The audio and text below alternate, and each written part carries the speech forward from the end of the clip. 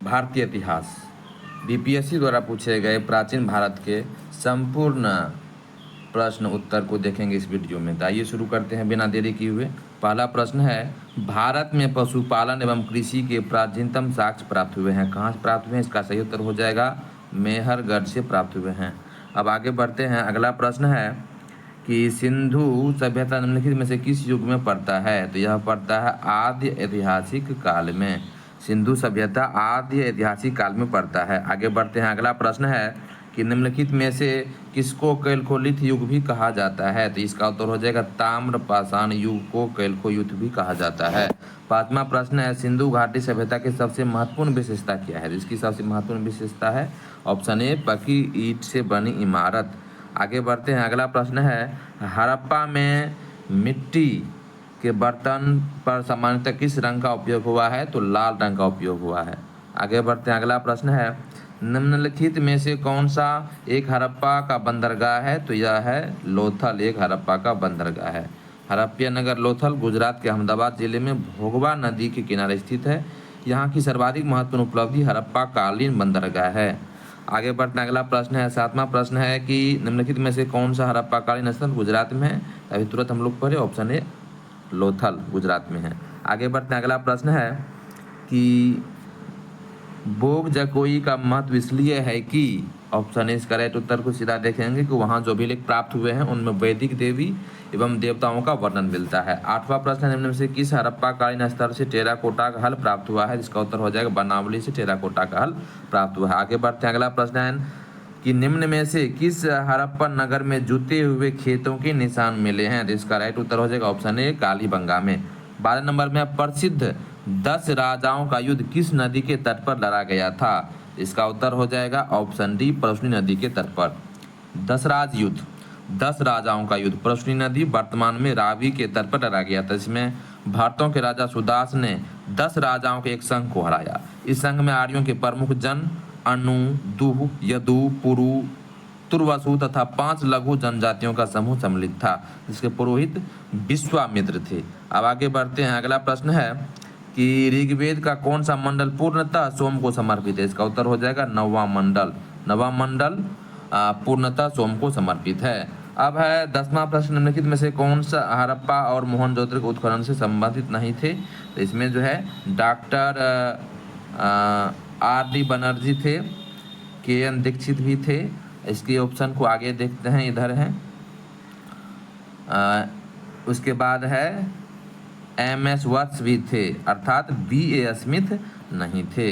अब आगे बढ़ते हैं। अगला प्रश्न है कि ऋग्वेद संहिता का 9वां मंडल पूर्णतः किसको समर्पित है? उत्तर हो जाएगा सोम और उसके पेय का नामकृत देवता। 18वां प्रश्न, महावीर जैन की मृत्यु निम्नलिखित में से किस नगर में हुई थी? तो यह हुई थी पावापुरी में।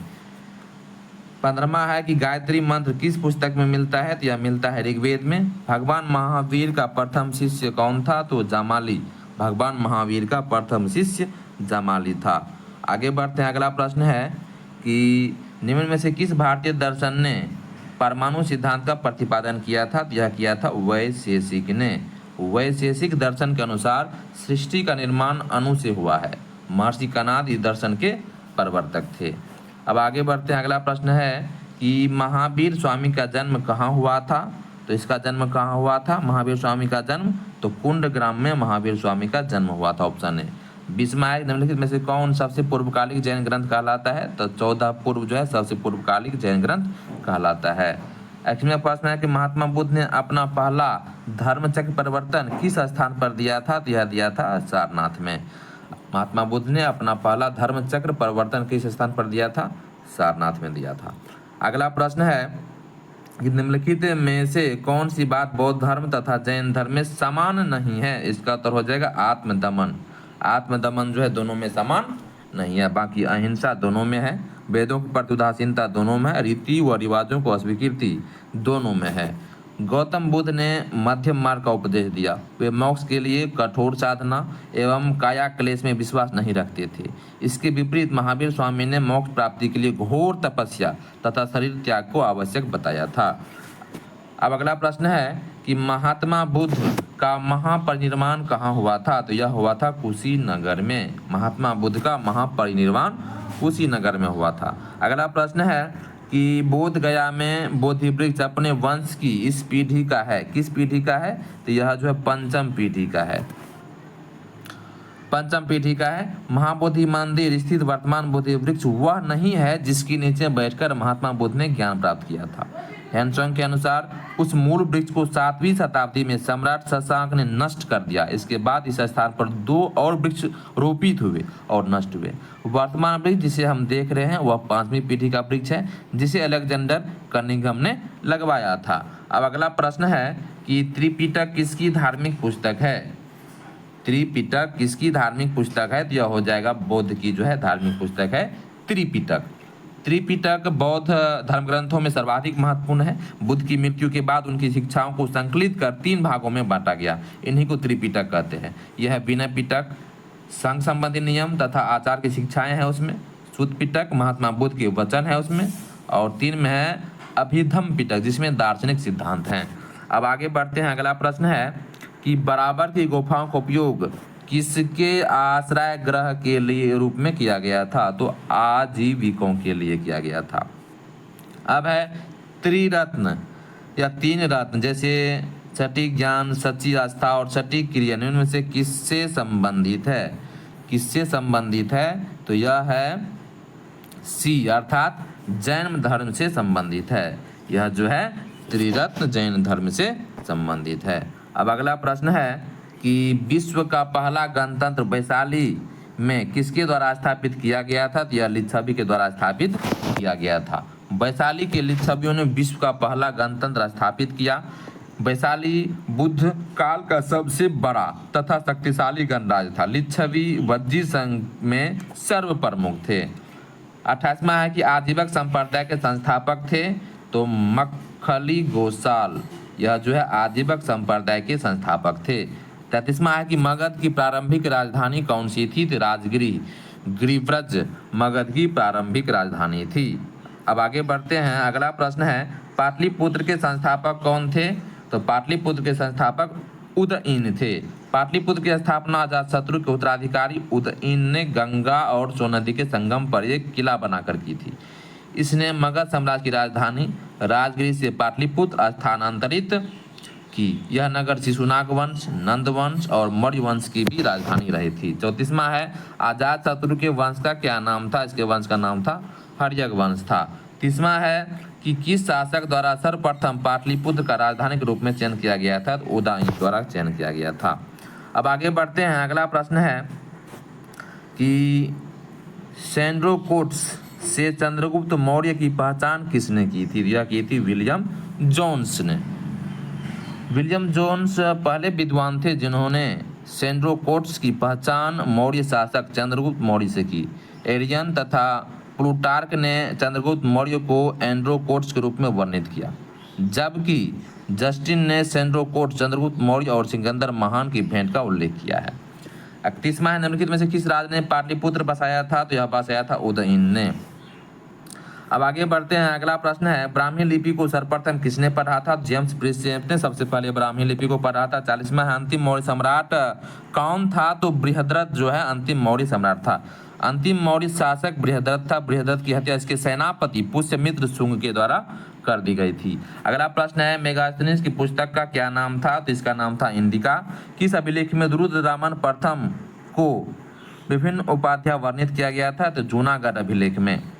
38वां है इंडिका का लेखक कौन था? इसका लेखक था मेगास्थनीज। अब आगे बढ़ते हैं। अगला प्रश्न है निम्नलिखित राजाओं में से किसका जैन धर्म के प्रति भारी झुकाव था? तो खारवेल। मेगास्थनीज दूत था किसका? तो मेगास्थनीज दूत था सेल्यूकस का। सेल्यूकस का दूत था मेगास्थनीज। अब है 43वां प्रश्न है कलिंग नरेश खारवेल का संबंध था। कलिंग नरेश खारवेल का संबंध किससे था? तो इसमें दिया हुआ उपर्युक्त में से कोई नहीं, अर्थात कलिंग के चेदी राजवंश का संस्थापक महाबेगवर्मन नामक व्यक्ति था, अतः इस वंश का नाम महाबेगवाहन वंश भी पड़ गया। इस वंश का सर्वाधिक शक्तिशाली शासक खारवेल हुआ। खारवेल के इतिहास अध्ययन का एकमात्र साधन हाथी गुफा अभिलेख है। अगला प्रश्न है कि चीनी यात्री सुंगयुन ने भारत की यात्रा की थी कब से कब तक, तो 515 ईस्वी से 520 ईस्वी तक। चीनी यात्री सुंगयुन 518 ईस्वी में भारत आया था। इसने अपने 3 वर्षों की यात्रा में बौद्ध धर्म की प्रतियां एकत्रित की थी। 44वां है प्राचीन भारत का नेपोलियन किसे कहा जाता है, तो इसे समुद्रगुप्त को कहा जाता है, प्राचीन भारत का नेपोलियन। 48वां हर्षवर्धन के शासनकाल में किस चीनी यात्री ने भारत की यात्रा की थी। हर्षवर्धन के शासनकाल में किस चीनी यात्री ने भारत की यात्रा की थी, तो यह की थी हैंडसोंग ने भारत की यात्रा की थी। 45वां है गुप्त सम्राट जिसने हुनों को पराजित किया था, तो वह स्कंदगुप्त थे, गुप्त सम्राट। आगे बढ़ते हैं, अगला प्रश्न है कि कलहन की पुस्तक का नाम क्या है। कलहन की पुस्तक का नाम है राजत रंगिनी।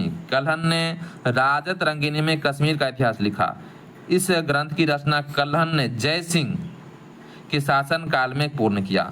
चंद्रगुप्त मौर्य के प्रधानमंत्री चाणक्य ने राजनीति शास्त्र पर प्रसिद्ध ग्रंथ अर्थशास्त्र की रचना की थी। 46वां है किस प्रकार की भूमि को अपरहत कहा जाता था। किस प्रकार की भूमि को अपरहत कहा जाता था, तो बिना जोती हुई जंगली भूमि को कहा जाता था। 50वां है कि औदंतपुरी शिक्षा केंद्र निम्न में से किस राज्य में अवस्थित था, तो यह जो है अपना बिहार में ही अवस्थित था। अब आगे बढ़ते हैं, अगला प्रश्न है कर्नाट वंश का संस्थापक कौन था। कर्नाट वंश का संस्थापक कौन था, तो नान्यदेव था। कर्नाट वंश का संस्थापक नान्यदेव थे 1097-98 ईस्वी के आसपास। वे एक महान योद्धा थे। नान्यदेव ने कनिट की राजधानी सिमरावगढ़ बनाया। कर्नाटक का वंश का शासनकाल 1097 से 1325 ईस्वी मिथिला का स्वर्ण युग कहलाता है यह। 5वां है कि प्रथम बौद्ध संगीति के अध्यक्ष कौन थे, जिसका अध्यक्ष थे महाकश्यप। अगला प्रश्न है कर्नाट वंश का अंतिम शासक कौन था। अंतिम शासक था हरि सिंह। कर्नाट वंश का अंतिम शासक हरि सिंह था। भगवान बुद्ध के महापरिनिर्वाण के बाद पहली बौद्ध संगीति हुई थी कहाँ पर, तो राजगिरी यानी कि राजगीर में। 53वां किस काल में अछूत की अवधारणा स्पष्ट रूप से उद्धृत हुई थी, धर्मशास्त्र के समय में। आगे बढ़ते हैं, अगला है कि बुद्ध के जीवन की 4 महत्वपूर्ण घटनाओं और उससे संबंध 4 स्थानों का उल्लेख है। यह 2 स्तंभ 1 और 2 है, आपको इसका सुमेलन करना है। इसका उत्तर दिया हुआ है ऑप्शन सी, यानी कि 1 का हो जाएगा जन्म का हो जाएगा लुम्बिनी में। उसके बाद है 2 का 2 है, यानी कि ज्ञान प्राप्ति बोध गया में हुआ था। 3 का 1 है प्रथम प्रवचन जो है सारनाथ में दिया था, और निधन जो है इसका कुशीनगर में हो गया था। 54वां है कनिष्क के शासनकाल में बौद्ध सभा किस नगर में आयोजित की गई थी, तो यह जो है कश्मीर में किया गया था कनिष्क के समय में। अब आगे बढ़ते हैं, अगला प्रश्न है बोध गया में किसे ज्ञान प्राप्ति हुई थी। बोध गया में तो गौतम बुद्ध को हुआ था। बोध गया में महाबोधि मंदिर बनाया गया जहां गौतम बुद्ध को ज्ञान प्राप्त हुआ था। नालंदा विश्वविद्यालय की स्थापना का युग था गुप्त शासनकाल में नालंदा विश्वविद्यालय का स्थापना हुआ था। अब आगे बढ़ते अगला है गौतम बुद्ध को एक देवता का स्थान किस राजा के युग में प्राप्त हुआ था, तो कनिष्क के समय में। नालंदा विश्वविद्यालय किस लिए विश्व प्रसिद्ध था, तो बौद्ध धर्म दर्शन के लिए। आगे बढ़ते हैं 65वां है मध्यकालीन भारत में मनसबदारी व्यवस्था क्यों लागू की गई थी, तो यह लागू की गई थी सैनिकों की सुगमता से भर्ती हेतु। अगला है ईसा पूर्व 6वीं सदी में विश्व की प्रथम गणतंत्रात्मक व्यवस्था कहाँ थी, यह थी वैशाली में। अब आगे बढ़ते हैं, अगला प्रश्न है 16 महाजन पदों की सूची उपलब्ध है। 62वां है 16 महाजन पदों की सूची उपलब्ध है। कहाँ पर उपलब्ध है देखते हैं। 16 महाजन पदों की सूची उपलब्ध है, तो यह उपलब्ध है ऑप्शन बी में, यानी कि इसका उत्तर जो है यहीं पर हो जाएगा अगंतुर निकाय में। अगंतुर निकाय में जो है 16 महाजन पदों की सूची है अगंतुर निकाय में। अभी 16 महाजन पद कौन कौन से हैं उसको भी देख लेते हैं। बौद्ध ग्रंथ अगंतुर निकाय में 16 महाजन पदों की सूची उपलब्ध है। इन्हें 16 महाजन पद कहा गया है। ये हैं अंग, मगध, काशी, कौशल, वज्जी, मल्ल, चेदी, वत्स, कुरु, पांचाल, मत्स्य, सूरसेन, अस्मक, अवंती, गंधार एवं कंबोज। इन सभी महाजन पदों में एकमात्र महाजन पद अस्मक दक्षिण भारत में स्थित था। जन वसव सूत्र में केवल 12 राज्यों के ही नाम मिलते हैं। जैन ग्रंथ भगवती सूत्र में भी 16 महाजनपदों की सूची मिलती है, किंतु वहाँ नाम कुछ भिन्न प्रकार से है। अब अगला प्रश्न है, नीचे 2 वक्तव्य दिए गए हैं जिनमें कथन ए और आर है, दोनों को ध्यानपूर्वक पढ़ना है। 12वीं शताब्दी का अंत तक नालंदा महाविहार का पतन हो गया और कारण है कि महाविहार को राजकीय प्रशय मिलना बंद हो गया था। अब इसका उत्तर यहाँ पर बी दिया हुआ है। दोनों ए और आर दोनों सही है, परंतु आर ए की सही व्याख्या नहीं है। 70 में नंद वंश के पश्चात मगध पर किस राजवंश के शासन किया गया था? तो मौर्य वंश। नंद वंश के बाद मौर्य वंश। नंद वंश की स्थापना शिशुनाग वंश का अंत करके की गई थी। नंद वंश में कुल 9 राजा हुए। उग्रसेन, जिसे पुराणों में महापद्म कहा गया, पंडुगति, भूपताल, राष्ट्रपाल, गोविशानक, दशसिद्धक, कैवर्त तथा नम्मा धननंद। अब आगे बढ़ते हैं। अगला प्रश्न है, जिसके ग्रंथ में चंद्रगुप्त मौर्य का विशिष्ट रूप से वर्णन है वह है विशाखादत्त। विशाखादत्त में चंद्रगुप्त मौर्य का विशिष्ट रूप से वर्णन है। विशाखादत्त कृत मुद्रा राक्षस से चंद्रगुप्त मौर्य के विषय में विस्तृत सूचना प्राप्त होती है। इस ग्रंथ में चंद्रगुप्त को नंदराज का पुत्र माना गया। मुद्रा राक्षस में चंद्रगुप्त को वृषल तथा कुलहीन भी कहा गया। 18वीं शताब्दी में धुंडी राज ने मुद्रा राक्षस पर टीका लिखी। मुद्रा राक्षस के अतिरिक्त विशाखादत्त के नाम से 2 अन्य रचनाओं का भी उल्लेख प्राप्त होता है, देवी चंद्रगुप्तम तथा अभिसारिका वंचितक। अभिसारिका बंधितक है। अब है 67वां मगध। प्रथम मगध साम्राज्य का उत्कर्ष किस शताब्दी में हुआ था? यह हुआ था ईसा पूर्व 6ठी शताब्दी में। प्रथम मगध साम्राज्य की महत्ता का वास्तविक संस्थापक राजा बिंबिसार लगभग 544 से 492 ईसा पूर्व था। मगध की राजधानी कौन सी थी? तो मगध की राजधानी दिए गए विकल्प में 2 विकल्प ए और सी दोनों सही, यानी कि पाटलिपुत्र भी था, गिरिब्रज भी था। अब आगे बढ़ते हैं। अगला प्रश्न है, निम्नलिखित में से मगध का कौन सा राजा सिकंदर महान के समकालीन था? तो यह था धननंद, सिकंदर के समकालीन था। प्राचीन महाजनपद मगध की प्रथम राजधानी कौन सी थी? तो इसकी राजधानी, प्रथम राजधानी थी मगध की राजधानी, इसमें नहीं दिया गया है, पाटलिपुत्र भी था और वो गिरिब्रज भी था। अब आगे बढ़ते हैं। अगला प्रश्न है कि पाटलिपुत्र में स्थित चंद्रगुप्त का महल मुख्यतः बना था, किसका बना था? तो लकड़ी का बना था। पाटलिपुत्र में स्थित चंद्रगुप्त का महल मुख्यतः किसका बना था? तो लकड़ी का बना था। बिहार में पटना के समीप बुलंदी बाग एवं कुम्हरार में की गई खुदाई से मौर्य काल के लकड़ी के विशाल भवनों के अवशेष प्रकाश में आए हैं। इन्हें प्रकाश में लाने का श्रेय स्पूनर महोदय को है। बुलंदी बाग से नगर के परकोटे के अवशेष तथा कुम्हरार से राज प्रसाद के अवशेष प्राप्त हुए हैं।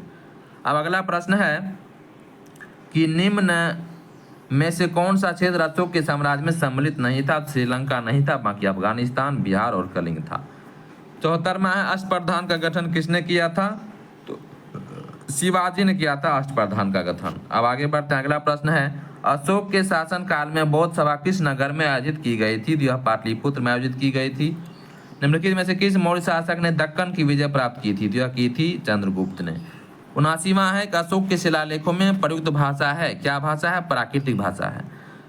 अब आगे बढ़ते हैं। अगला प्रश्न है कि अभिलेख जिससे यह प्रमाणित होता है कि चंद्रगुप्त के प्रभाव पश्चिम भारत पर था, तो किससे प्राप्त होता है? यह पश्चिम भारत पर। ऑप्शन सी इसका उत्तर दिया हुआ है, यानी कि रुद्रदामन का जूनागढ़ शिलालेख से हमें यह जानकारी मिलती है कि चंद्रगुप्त का प्रभाव पश्चिम भारत पर था। अब आगे बढ़ते हैं। अगला प्रश्न है कि निम्नलिखित में से प्राचीन भारत की कौन सी लिपि दाहिने से बाईं ओर लिखी जाती है? यह है ऑप्शन सी खरोष्टी। प्राचीन भारत में खरोष्टी लिपि दाएं से बाएं लिखी जाती थी। इसे पढ़ने का श्रेय मेसन, प्रिंसेप, नॉरिस, लेसेन, कनिंघम आदि विद्वानों का। यह मुख्यतः उत्तर पश्चिम भारत की लिपि थी। 84वां है, कौटिल्य के अर्थशास्त्र में किस पहलू पर प्रकाश डाला गया है? तो राजनीतिक नीतियां पर प्रकाश डाला गया है कौटिल्य के अर्थशास्त्र में। 81वां है कि अशोक के धम्म का मूल संदेश क्या था? तो ई दिया हुआ, इसमें से कोई नहीं था। अशोक धर्म एक नैतिक संहिता थी। अशोक अपनी दूसरी और सातवीं शिला के माध्यम से संदेश देता है कि कम पाप करना, कल्याण करना, दया दान करना, सत्य बोलना, पवित्रता से रहना, स्वभाव में मधुरता तथा साधुता बनाए रखना। इस प्रकार अशोक धर्म के मूल संदेश में शांति और अहिंसा, बड़ों का सम्मान तथा धार्मिक सहनशीलता नहीं था। अतः सही विकल्प ये हो जाएगा। 85वां प्रश्न है कि कौटिल्य की पुस्तक अर्थशास्त्र किसका वर्णन, तो पढ़ चुके हैं। इसमें जो है कौटिल्य की पुस्तक अर्थशास्त्र में किस विषय पर है, राजनीति पर है। अब आगे बढ़ते हैं। अगला प्रश्न है, केवल वह स्तंभ जिसमें अशोक ने स्वयं को मगध का सम्राट बताया था वह था भाब्रू स्तंभ। भाब्रू बैराट स्तंभ लेख में अशोक ने स्वयं को मगध का सम्राट बताया था। 86वां है कि मेगास्थनीज ने भारतीय समाज को कितनी श्रेणियों में विभाजित किया था, तो 7 श्रेणियों में विभाजित किया था। आगे बढ़ते हैं। अगला प्रश्न है कि आपने शिलालेख में अशोक सामान्यतः किस नाम से जाने जाते थे, अब तो प्रियदर्शी के नाम से जाने जाते थे। आगे बढ़ते हैं। अगला प्रश्न है कि मौर्य समाज का 7 वर्गों में विभाजन का विशेष रूप से उल्लेख किया गया है, किसमें, मेगास्थनी की पुस्तक इंडिका में। अगला प्रश्न है कि कला की गांधार शैली निम्न में से फली फूली कहाँ पर, तो कुषाणों के समय में गांधार शैली फला और फूला। आगे बढ़ते हैं। अगला प्रश्न है, पेरिप्लस ऑफ द इरिथ्रियन सी किसने लिखी थी, या लिखी थी, ऑप्शन ई यानी कि इसमें से कोई नहीं। पेरिप्लस ऑफ द इरिथ्रियन सी एक ग्रीको रोमन पेरिप्लस है। यह रोमन मिस्र के बंदरगाहों से नेविगेशन और व्यापार के अवसरों का वर्णन करता है। इसे लगभग 60 ईस्वी में अलेक्जेंड्रिया के एक अनाम नाविक ने लिखा। इसने भारत से आयात तथा निर्यात की जाने वाली वस्तुओं का भी उल्लेख किया। 93 इनमें से किस शासक ने चतुर्थ बौद्ध संगीति कश्मीर में आयोजित की थी, यह कनिष्क किया था। अगला प्रश्न है कि वह स्रोत जिसमें पाटलिपुत्र के प्रशासन का वर्णन उपलब्ध है, इंडिका में है। 90 में पाटलिपुत्र को किस शासक ने सर्वप्रथम अपनी राजधानी बनाई थी, चंद्रगुप्त मौर्य ने। 94 शुंग वंश के बाद किस वंश के ने भारत पर राज किया था, तो कान्वा वंश यानी कि कण्व वंश ने शासन किया था। अब है, इनमें से किसने सर्वप्रथम व्यापक पैमाने पर स्वर्ण मुद्रा का प्रचलन किया था, व्यापक पैमाने पर स्वर्ण मुद्रा का प्रचलन किया था। इसका उत्तर हो जाएगा सी यानी कि बीमा कदफिसस ने, बीमा कदफिसस ने। अगला प्रश्न है कि राजा खारवेल का नाम जुड़ा है, किससे जुड़ा है, तो यह सी है यानी कि हाथी गुफा लेख से राजा खारवेल का संबंध जुड़ा हुआ है। अगला प्रश्न है कि गुप्त युग में भूमि राजस्व की दर क्या थी, तो उपज का 6ठा भाग था। 96 है, नगरों का क्रमिक पतन किस काल की एक महत्वपूर्ण विशेषता थी, क्रमिक पतन था गुप्त काल से। 100वां प्रश्न है, भागवत संप्रदाय के विकास में किसकी देन अत्याधिक थी, तो गुप्त की देन अत्याधिक थी। अब आगे बढ़ते हैं। अगला प्रश्न है, इनमें से किसने पहली बार यह व्याख्या की थी कि पृथ्वी के अपनी धुरी पर घूमने का प्रतिदिन सूर्योदय एवं सूर्यास्त होता है, तो आर्यभट्ट ने यह बताया था। आर्यभट्ट प्रथम व्यक्ति थे जिन्होंने यह व्याख्या की थी कि पृथ्वी के अपनी धुरी पर घूमने के कारण ही प्रतिदिन सूर्योदय और सूर्यास्त होता है। निम्नलिखित में से कौन सा बंदरगाह गुप्त काल में उत्तर भारतीय व्यापार के लिए उपयोग किया गया था, तो ऑप्शन ई दिया हुआ है। तो गुप्त काल में बंगाल में तामलेपी एक प्रमुख बंदरगाह था, जहां से उत्तर भारत के साथ दक्षिण पूर्व एशिया, चीन, लंका, जावा, सुमात्रा आदि देशों के साथ व्यापार होता था। पश्चिम भारत का प्रमुख बंदरगाह भृगु कच्छ यानी भटोज था, जहां से पश्चिम देशों के साथ समुद्री व्यापार होता था। इसके अलावा कल्याण तथा बॉम्बे से भी उत्तर भारतीय व्यापार होता था। आगे बढ़ते हैं। अगला प्रश्न है, इनमें से कौन गुप्त काल में औषधि के क्षेत्र में अपने कार्य के लिए जाने जाते थे, तो ऑप्शन ई इसका उत्तर दिया हुआ है, औषधि के लिए जाने जाते थे। सुसूत्र के शल्य क्रिया का जनक कहा जाता है, या काशी के रहने वाले थे। इनका काल लगभग 600 ईसा पूर्व माना जाता है। 106 में चीनी यात्री इत सिंह ने बिहार का भ्रमण किया, लगभग उपरोक्त में से कोई नहीं। अब आगे बढ़ते हैं। अगला प्रश्न है, चीनी यात्री हेनसोंग ने किस विश्वविद्यालय में अध्ययन किया था, तो यह किया था नालंदा में अध्ययन किया था। प्रसिद्ध चीनी यात्री फाइजान ने किसके शासनकाल में भारत की यात्रा की थी, तो चंद्रगुप्त द्वितीय के शासनकाल में भारत की यात्रा की थी। नालंदा विश्वविद्यालय के संस्थापक कौन थे, तो कुमार गुप्त नालंदा विश्वविद्यालय के संस्थापक थे।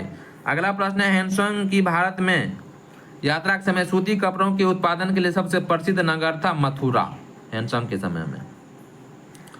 ताम्रपत्र लेख दर्शाते हैं कि प्राचीन काल में बिहार के राजाओं का संपर्क था जावा सुमात्रा से। ताम्रपत्र लेख दर्शाते हैं कि प्राचीन काल में बिहार के राजाओं का संपर्क था जावा सुमात्रा से। अगला प्रश्न है, कवि बाण निवासी था, किस कहाँ का निवासी था? तो पाटलिपुत्र का निवासी था।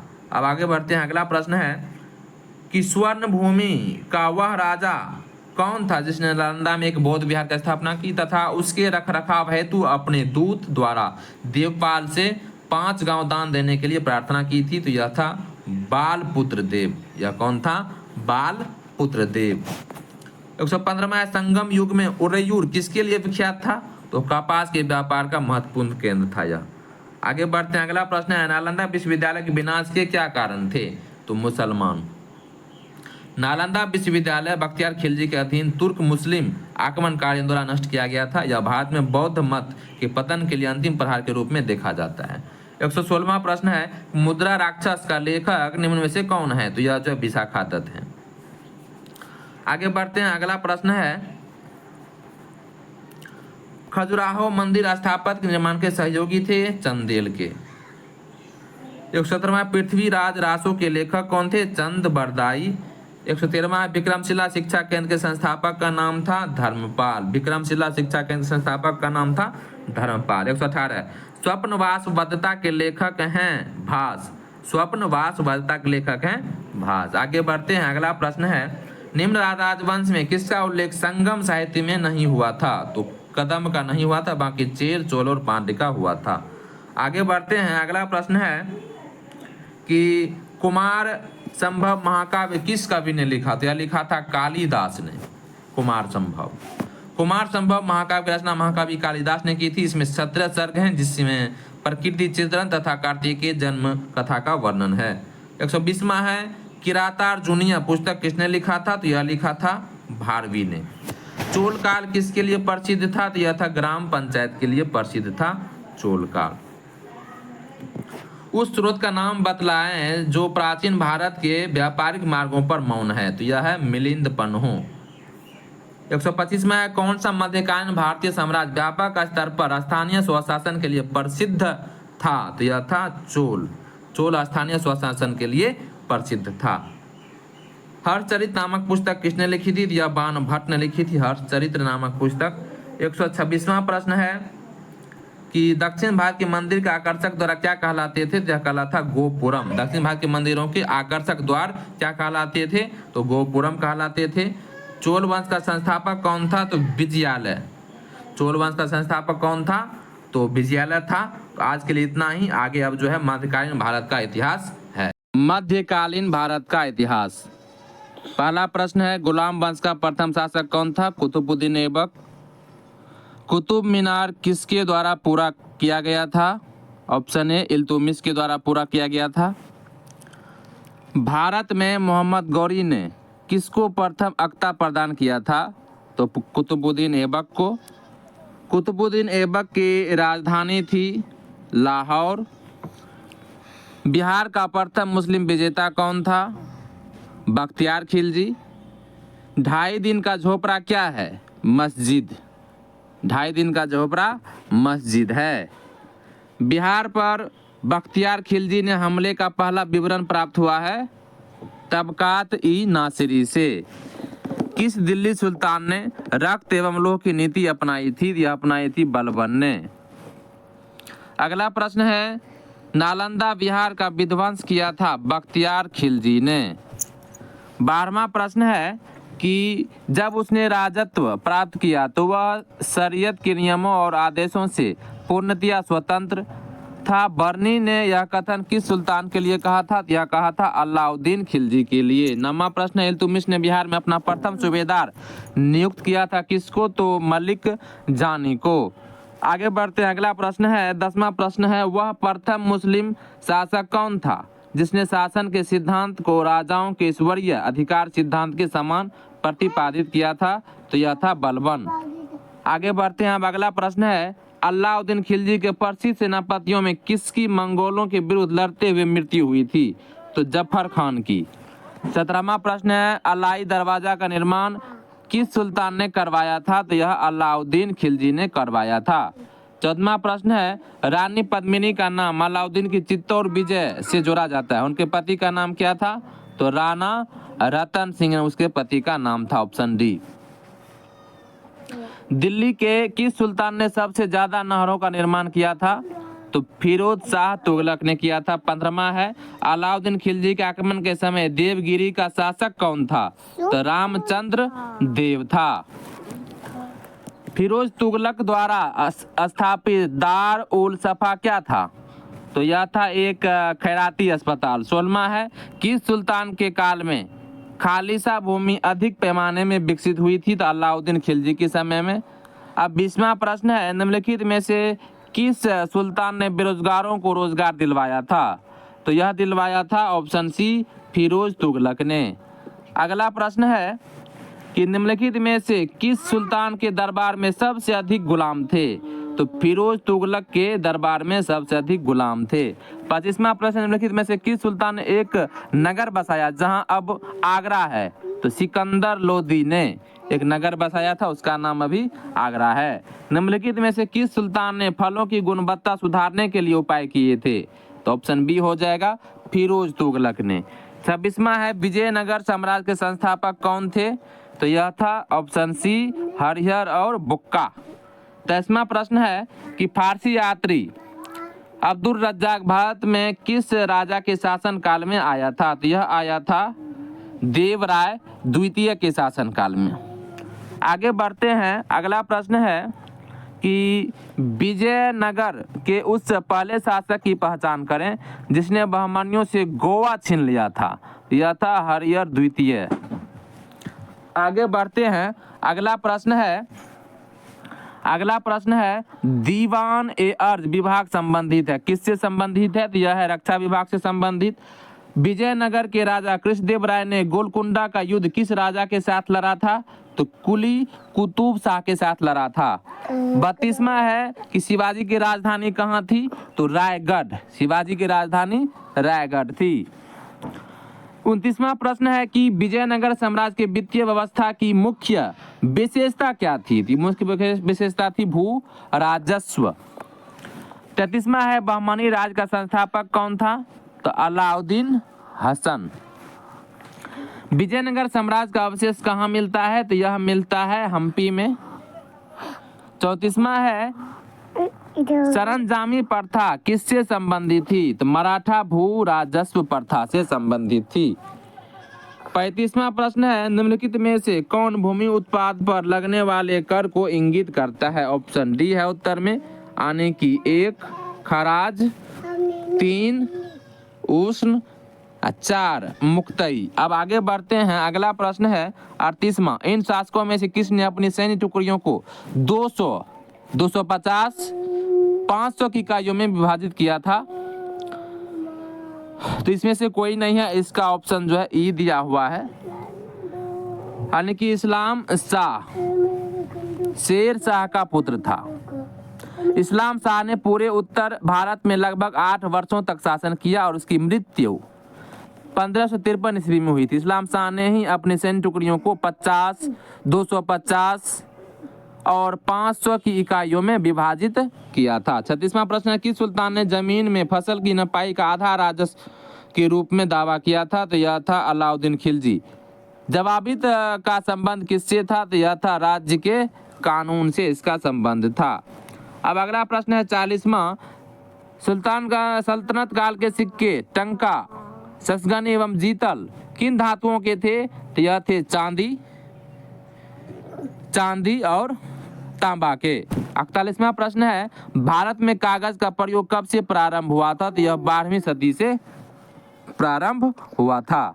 अब आगे बढ़ते हैं, अगला प्रश्न है ताबकात ए नासरी का लेखक कौन है? ताबकात ए नासरी के लेखक कौन था? तो मिनहाज उस सिराज। 45 में है, 12 मासा की रचना किसने की थी?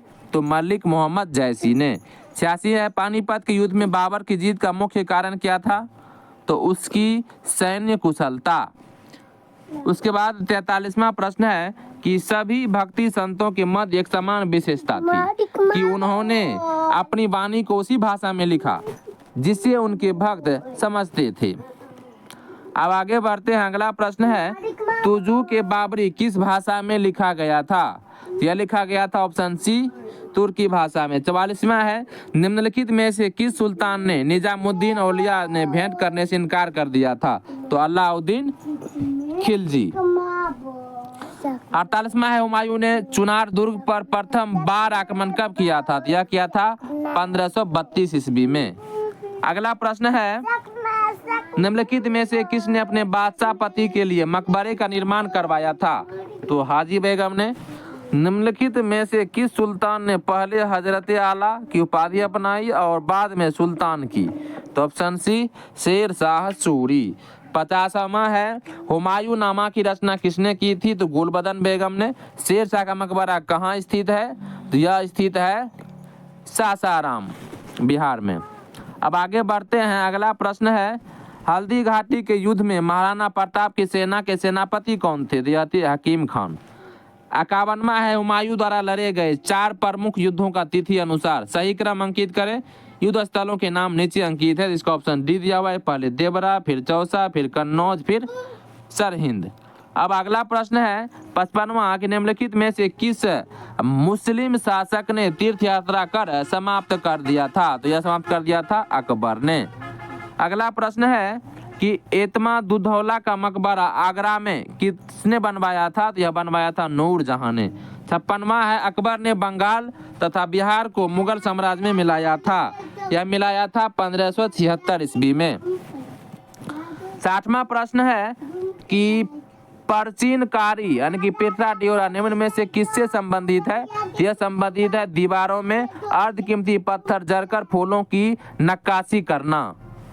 57वां है कि भारत में किसके शासनकाल में इंग्लिश ईस्ट इंडिया कंपनी का गठन हुआ था? तो अकबर के समय में।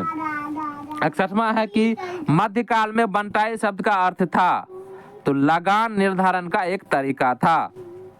उसके बाद अगला 58वां कि आईने अकबरी किसके द्वारा लिखी गया था? तो लिखा गया था अबुल फजल के द्वारा, डी। किस मुगल शासक ने चित्रकारी के लिए कारखाने बनवाए थे? यह बनवाए थे हुमायूं ने। दसवंत और वसावन प्रसिद्ध चित्रकार मुगल सम्राट के राज दरबारी थे। किसके थे? तो अकबर के थे। दस्तान अमीर हमजा का चित्रांकन किसके द्वारा किया गया था? तो अकबर ने अनेक ग्रंथों को चिन्हित करवाया था, इसमें सर्वप्रथम दस्तान अमीर हमजा था, जो कि ऑप्शन में नहीं दिया हुआ है। अब आगे बढ़ते अगला है मुगल चित्रकला किसके नेतृत्व में अपने शीर्ष बिंदु पर थी? यह जहांगीर के समय में अपने शीर्ष बिंदु पर थी। 64वां प्रश्न है कि यूरोपीय चित्रकारी का प्रवेश किसके दरबार में हुआ था? तो यह हुआ था अकबर के दरबार में। जाप्ती प्रणाली किसकी उपज थी? तो अकबर की उपज थी जाप्ती प्रणाली। अगला प्रश्न है कि यह किसका है कि अकबर के शासन में इलाहाबाद में 40 स्तंभयुक्त मंदिर निर्माण में 5000 से 20,000 लोगों ने 40 साल तक काम किया था? तो विलियम फिंच का कथन है। अगला प्रश्न है कि कश्मीर का अकबर नाम से प्रसिद्ध सुल्तान था? सुल्तान जैनुल आबिदीन। निम्नलिखित में से किस इतिहासकार ने शाहजहां के शासनकाल को मुगल काल का स्वर्ण युग कहा था? A.L. श्रीवास्तव ने कहा था। 70वां है कि 2 अस्पा एवं सिंह अस्पा प्रथा किसने शुरू की थी? तो यह शुरू की थी जहांगीर ने। अब अगला प्रश्न है कि औरंगजेब द्वारा चलाए जिहाद का अर्थ है दारुल इस्लाम। 71वां है ईरान के शाह और मुगल शासकों के बीच झगड़े की जड़ क्या थी? तो कंधार इसके झगड़े की जड़ थी। अब अगला प्रश्न है कि पटना में किस सिख गुरु का जन्म हुआ था? तो गुरु गोविंद सिंह का जन्म हुआ था पटना में। अब आगे बढ़ते हैं, अगला प्रश्न है निम्नलिखित में से किस मुगल बादशाह को वजीर गाजीउद्दीन ने दिल्ली में दाखिल नहीं होने दिया था? यह था शाह आलम द्वितीय ने। अब आगे बढ़ते हैं, अगला प्रश्न है कि मुगल प्रशासन में मुहतसिब था कौन? तो लोक आचरण अधिकारी। अब आगे बढ़ते हैं, अगला प्रश्न है कि मुगल प्रशासन में मदन ए मास इंगित करता है किसको? तो विद्वानों को दी जाने वाली राजस्व मुक्त अनुदत्त भूमि। अब आगे बढ़ते हैं और अगला प्रश्न है 78वां प्रश्न है कि मयूर सिंहासन पर बैठने वाला अंतिम मुगल सम्राट कौन था? तो यह था मोहम्मद शाह, अंतिम बादशाह था। आज के लिए इतना ही। आधुनिक भारत का इतिहास। पहला प्रश्न है पुर्तगाली उपनिवेश का प्रथम वायसराय भारत में कौन हुआ? यह हुआ था अल्मीडा। अब आगे बढ़ते हैं और अगला प्रश्न है दूसरा प्रश्न, बंगाल की खाड़ी में समुद्री डकैती हेतु हुगली का उपयोग कौन करता था? तो यह करता था पुर्तगाली।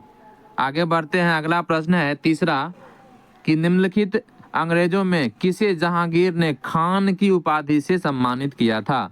यह था हॉकिंस। हॉकिंस को जहांगीर ने खान की उपाधि से सम्मानित किया था। अब आगे बढ़ते हैं अगला प्रश्न है आज का चौथा प्रश्न है कि भारत में 1612 ईस्वी में अंग्रेजों ने अपनी पहली फैक्ट्री कहाँ स्थापित की थी? यह स्थापित की थी सूरत में। सातवां प्रश्न है निम्नलिखित में से प्रथम कर्नाटक युद्ध का कौन सा तत्कालिक कारण था? इसका तत्कालिक कारण था अंग्रेजों द्वारा फ्रांसीसी जहाजों का अधिग्रहण। अब और आगे बढ़ते हैं अगला प्रश्न है कि किस मुगल शासक के समय में सर थॉमस रो भारत आया था? तो यह आया था जहांगीर के समय में। आठवां प्रश्न है 1760 का प्रसिद्ध वांडीवास का युद्ध अंग्रेजों द्वारा किसके खिलाफ लड़ा गया था? यह लड़ा गया था फ्रांसीसी के खिलाफ। आगे बढ़ते हैं अगला प्रश्न है छठा प्रश्न है कि डच ईस्ट इंडिया कंपनी ने किस वर्ष अपनी फैक्ट्री पटना में स्थापित की थी? यह की थी 1632 ईस्वी में। अगला प्रश्न है कि निम्नलिखित में किस अंग्रेज अधिकारी ने पुर्तगालियों को स्वाली के स्थान पर हराया था? तो यह था थॉमस बेस्ट। 13वां प्रश्न है सम्राट शाह आलम द्वितीय ने ईस्ट इंडिया कंपनी को बंगाल, बिहार तथा उड़ीसा की दीवानी प्रदान की थी। कब की थी? यह की थी 12 अगस्त 1765 ईस्वी में। आगे बढ़ते हैं और अगला प्रश्न है उस क्षेत्र की पहचान करें जहां यूरोप वासियों को सर्वोत्तम सोरा और अफीम प्राप्त होता था। तो बिहार से यूरोप वासियों को सर्वोत्तम सोरा और अफीम बिहार से प्राप्त होता था।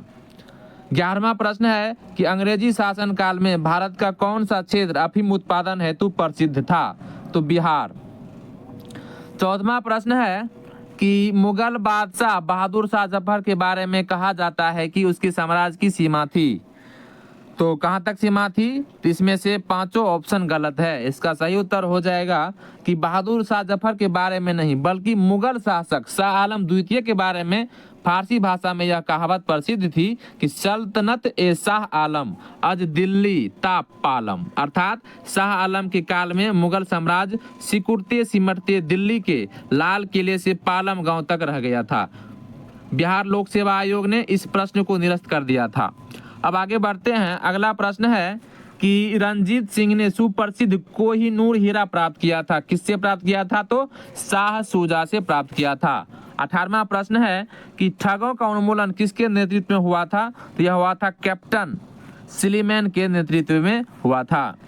टीपू सुल्तान ने अपनी राजधानी बनाई थी कहां पर? तो श्रीरंगपट्टनम में। 19वां है कि बंगाल के द्विशासन प्रणाली किसके द्वारा लागू की गई? तो यह लागू की गई थी रॉबर्ट क्लाइव के द्वारा। 17वां प्रश्न है कि अंग्रेजों ने श्रीरंगपट्टनम की संधि किसके साथ की थी? तो यह की थी टीपू सुल्तान के साथ में। 20वां प्रश्न है द्वैध शासन का जनक किसे माना जाता है? तो यह माना जाता है सर लियोनिल कार्टिस को। 21वां प्रश्न है कि भारत में प्रथम रेलवे लाइन किस ब्रिटिश गवर्नर के समय बिछाई गई थी? यह बिछाई गई थी लॉर्ड डलहौजी के समय में। 25वां प्रश्न है कि 1857 के विद्रोह के नेतृत्व बिहार में किसने किया था? यह किया था बाबू कुंवर सिंह ने। 22वां प्रश्न है कि मुंगेर का बरहिया ताल विरोध का उद्देश्य क्या था? इसका विरोध का उद्देश्य था बकास्त भूमि की वापसी की मांग। 23वां प्रश्न है कि 1857 में भारत का गवर्नर जनरल कौन था? तो लॉर्ड कैनिंग जो है भारत का गवर्नर जनरल था 1857 में। 26वां प्रश्न है कि 1857 के विद्रोह का नेतृत्व किसने किया था? तो इसका नेतृत्व किया था कुंवर सिंह ने। 24वां है अंग्रेजी भारतीय सेना में चरी वाले कारतूसों से चलने वाली एनफील्ड राइफल कब शामिल की गई थी? तो यह शामिल की गई थी दिसंबर 1856 ईस्वी में। 27वां प्रश्न है कि जगदीशपुर के किस व्यक्ति ने 1857 के विप्लव में क्रांतिकारियों का नेतृत्व किया था? तो यह किया था कुंवर सिंह ने। 28वां प्रश्न है कि कुंवर सिंह राजा थे, कहाँ के राजा थे? तो कुंवर सिंह जगदीशपुर के राजा थे। 32वां है कि पटना के 1857 के स्वतंत्रता संग्राम के नेता थे, कौन थे?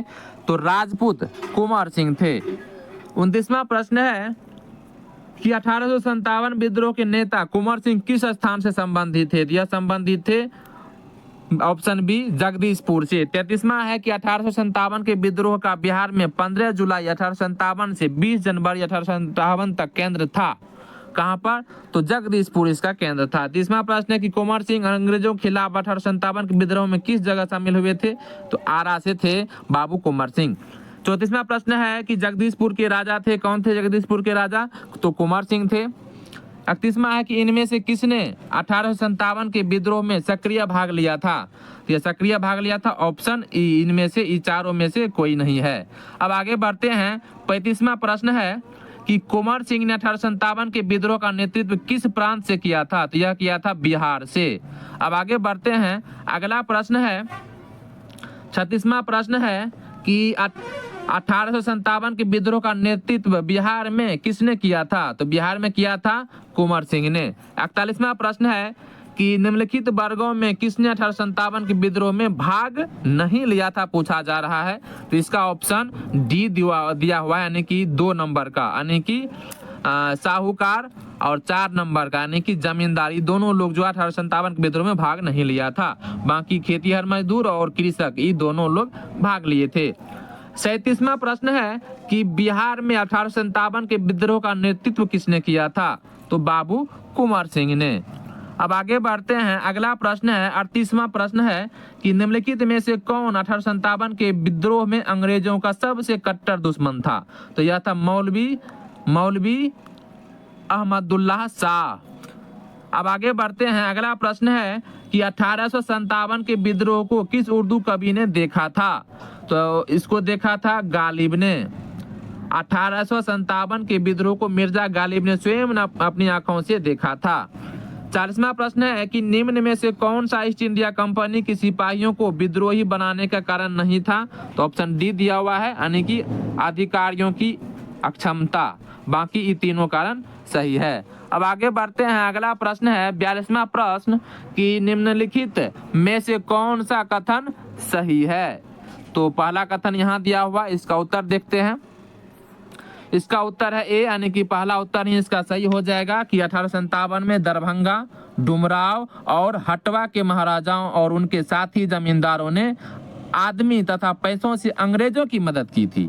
अब आगे बढ़ते हैं और अगला प्रश्न है कि 1857 के विद्रोह से बिहार का कौन सा भाग अप्रभावित रहा था? तो यह भाग था ऑप्शन बी, यानी कि केवल मुंगेर जो है 1857 के विद्रोह से अप्रभावित रहा था। बाकी दानापुर, आरा, पटना, मुजफ्फर यह प्रभावित था। अब आगे बढ़ते हैं। अगला प्रश्न है 46वां प्रश्न है कि विचार कीजिए। कथन दिया हुआ है क में कि 1857 में प्रथम स्वतंत्रता संग्राम ब्रिटिश सरकार से स्वतंत्रता प्राप्त करने में सफल रहा था, और कारण दिया हुआ है कि बहादुर शाह जफर के नेतृत्व को जन सहयोग नहीं मिला था और अधिकांश महत्वपूर्ण रियासतों के शासक उनका साथ देने में कतरा गए थे।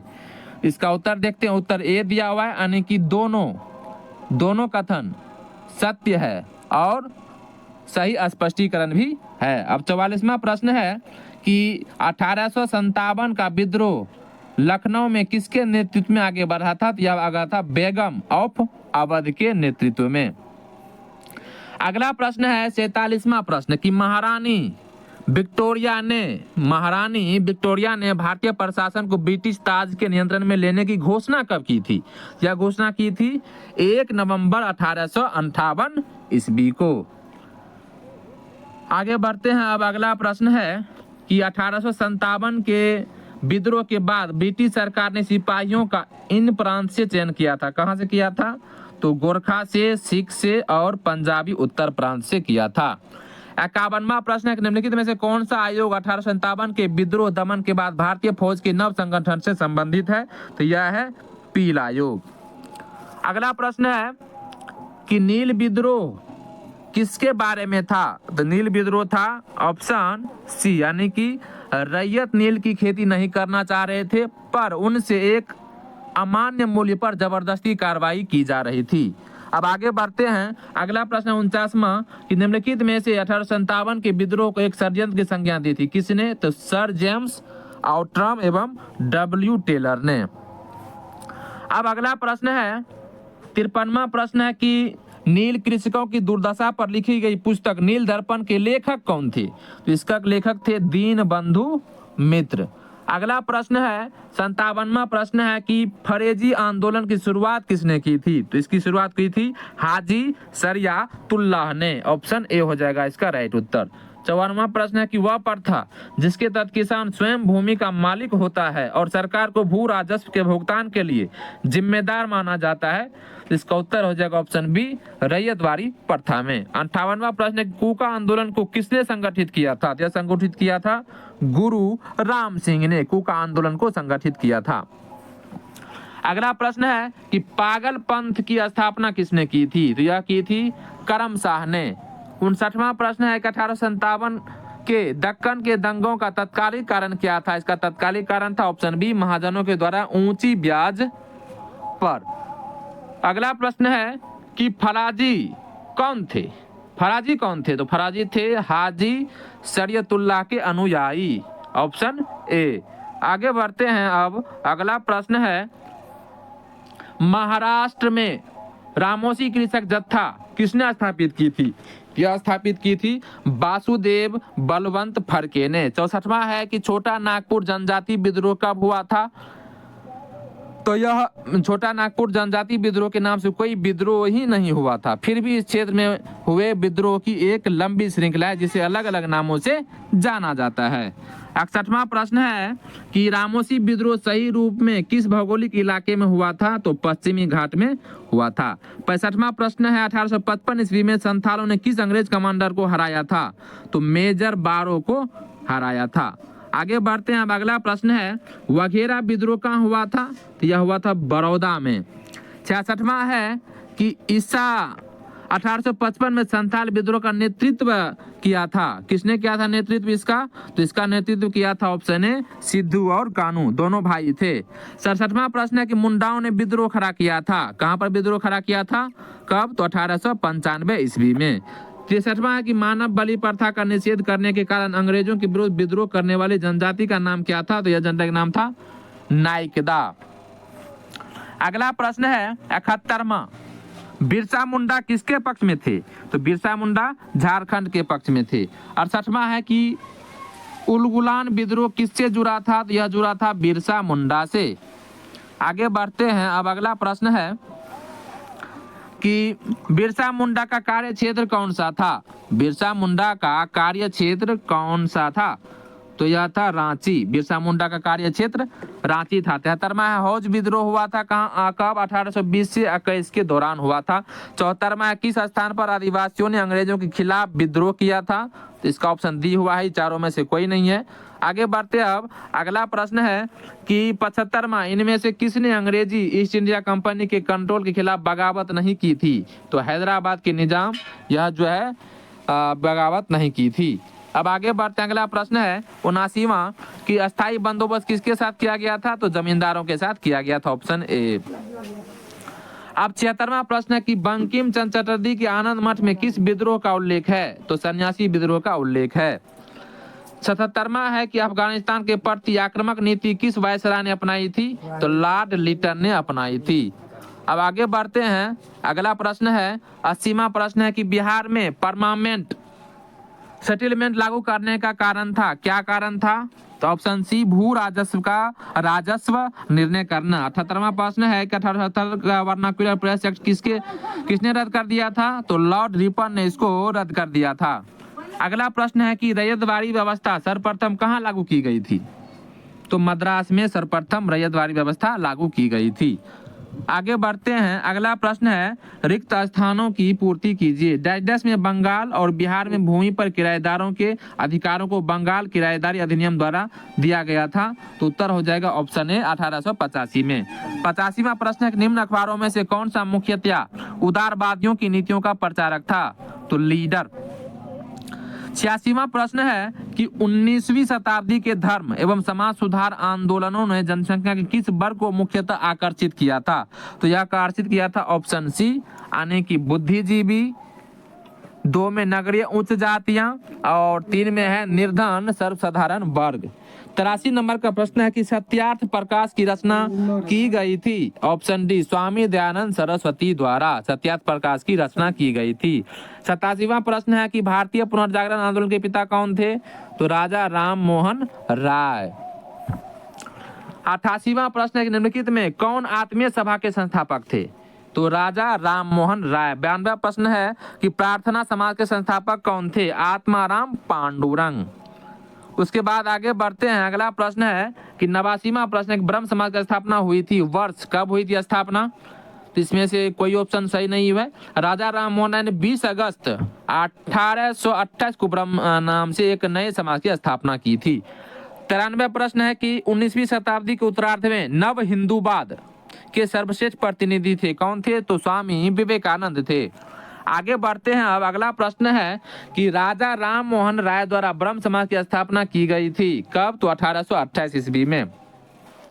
91वां प्रश्न है कि सती को गैर कानूनी किसने घोषित किया था? तो यह किया था विलियम बेंटिक ने।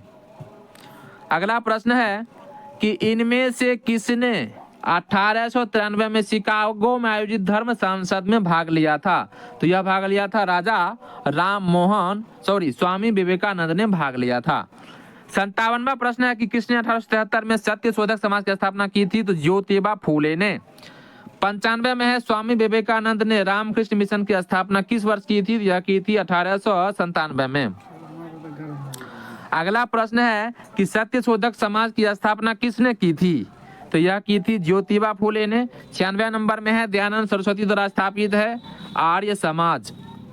अगला प्रश्न है 99 में कि थियोसोफिकल सोसाइटी की स्थापना किसने की थी? तो यह की थी मैडम HP ब्लोवेटस्की ने। अब आगे बढ़ते हैं और अगला प्रश्न है 100वां प्रश्न है कि भारतीय राष्ट्रीय कांग्रेस की प्रथम महिला अध्यक्ष कौन थी? तो यह थी ऑप्शन बी, यानी कि श्रीमती एनी बेसेंट। अगला प्रश्न है कि भारतीय राष्ट्रीय कांग्रेस की प्रथम महिला अध्यक्ष कौन थी? यह थी एनी बेसेंट। 104 में है कि 104 में है एक प्रश्न है कि भारतीय राष्ट्रीय कांग्रेस की प्रथम महिला अध्यक्ष कौन थी? तो इसका उत्तर हो जाएगा एनी बेसेंट। 102वां है कि भारत में नारी आंदोलन इनकी प्रेरणा से प्रारंभ हुआ था, तो वह था ज्योतिबा फूले।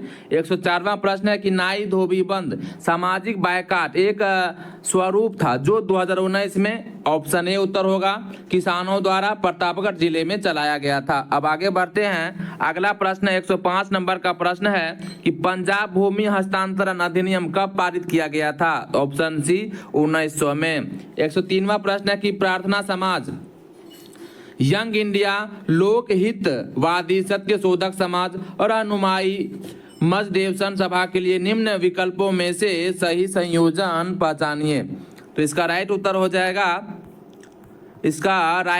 जाएगा ऑप्शन बी। इसका जो है राइट उत्तर हो जाएगा ऑप्शन बी, यानी कि आत्माराम पांडुरंग, मोहनदास करमचंद गांधी, गोपाल हरि देशमुख, ज्योतिबा फूले, नौरोजी फुरदोंजी। अब आगे बढ़ते हैं, अगला प्रश्न है 106 नंबर का कि अवध के एका आंदोलन का उद्देश्य क्या था? अवध के एका आंदोलन का उद्देश्य क्या था? इसका उत्तर हो जाएगा ऑप्शन डी में कि लगान का नकद में परिवर्तन।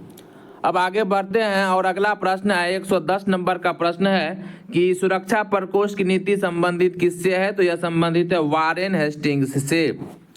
107 नंबर का प्रश्न है कि स्वामी सहजानंद का संबंध था ऑप्शन सी बिहार के किसान आंदोलन के साथ।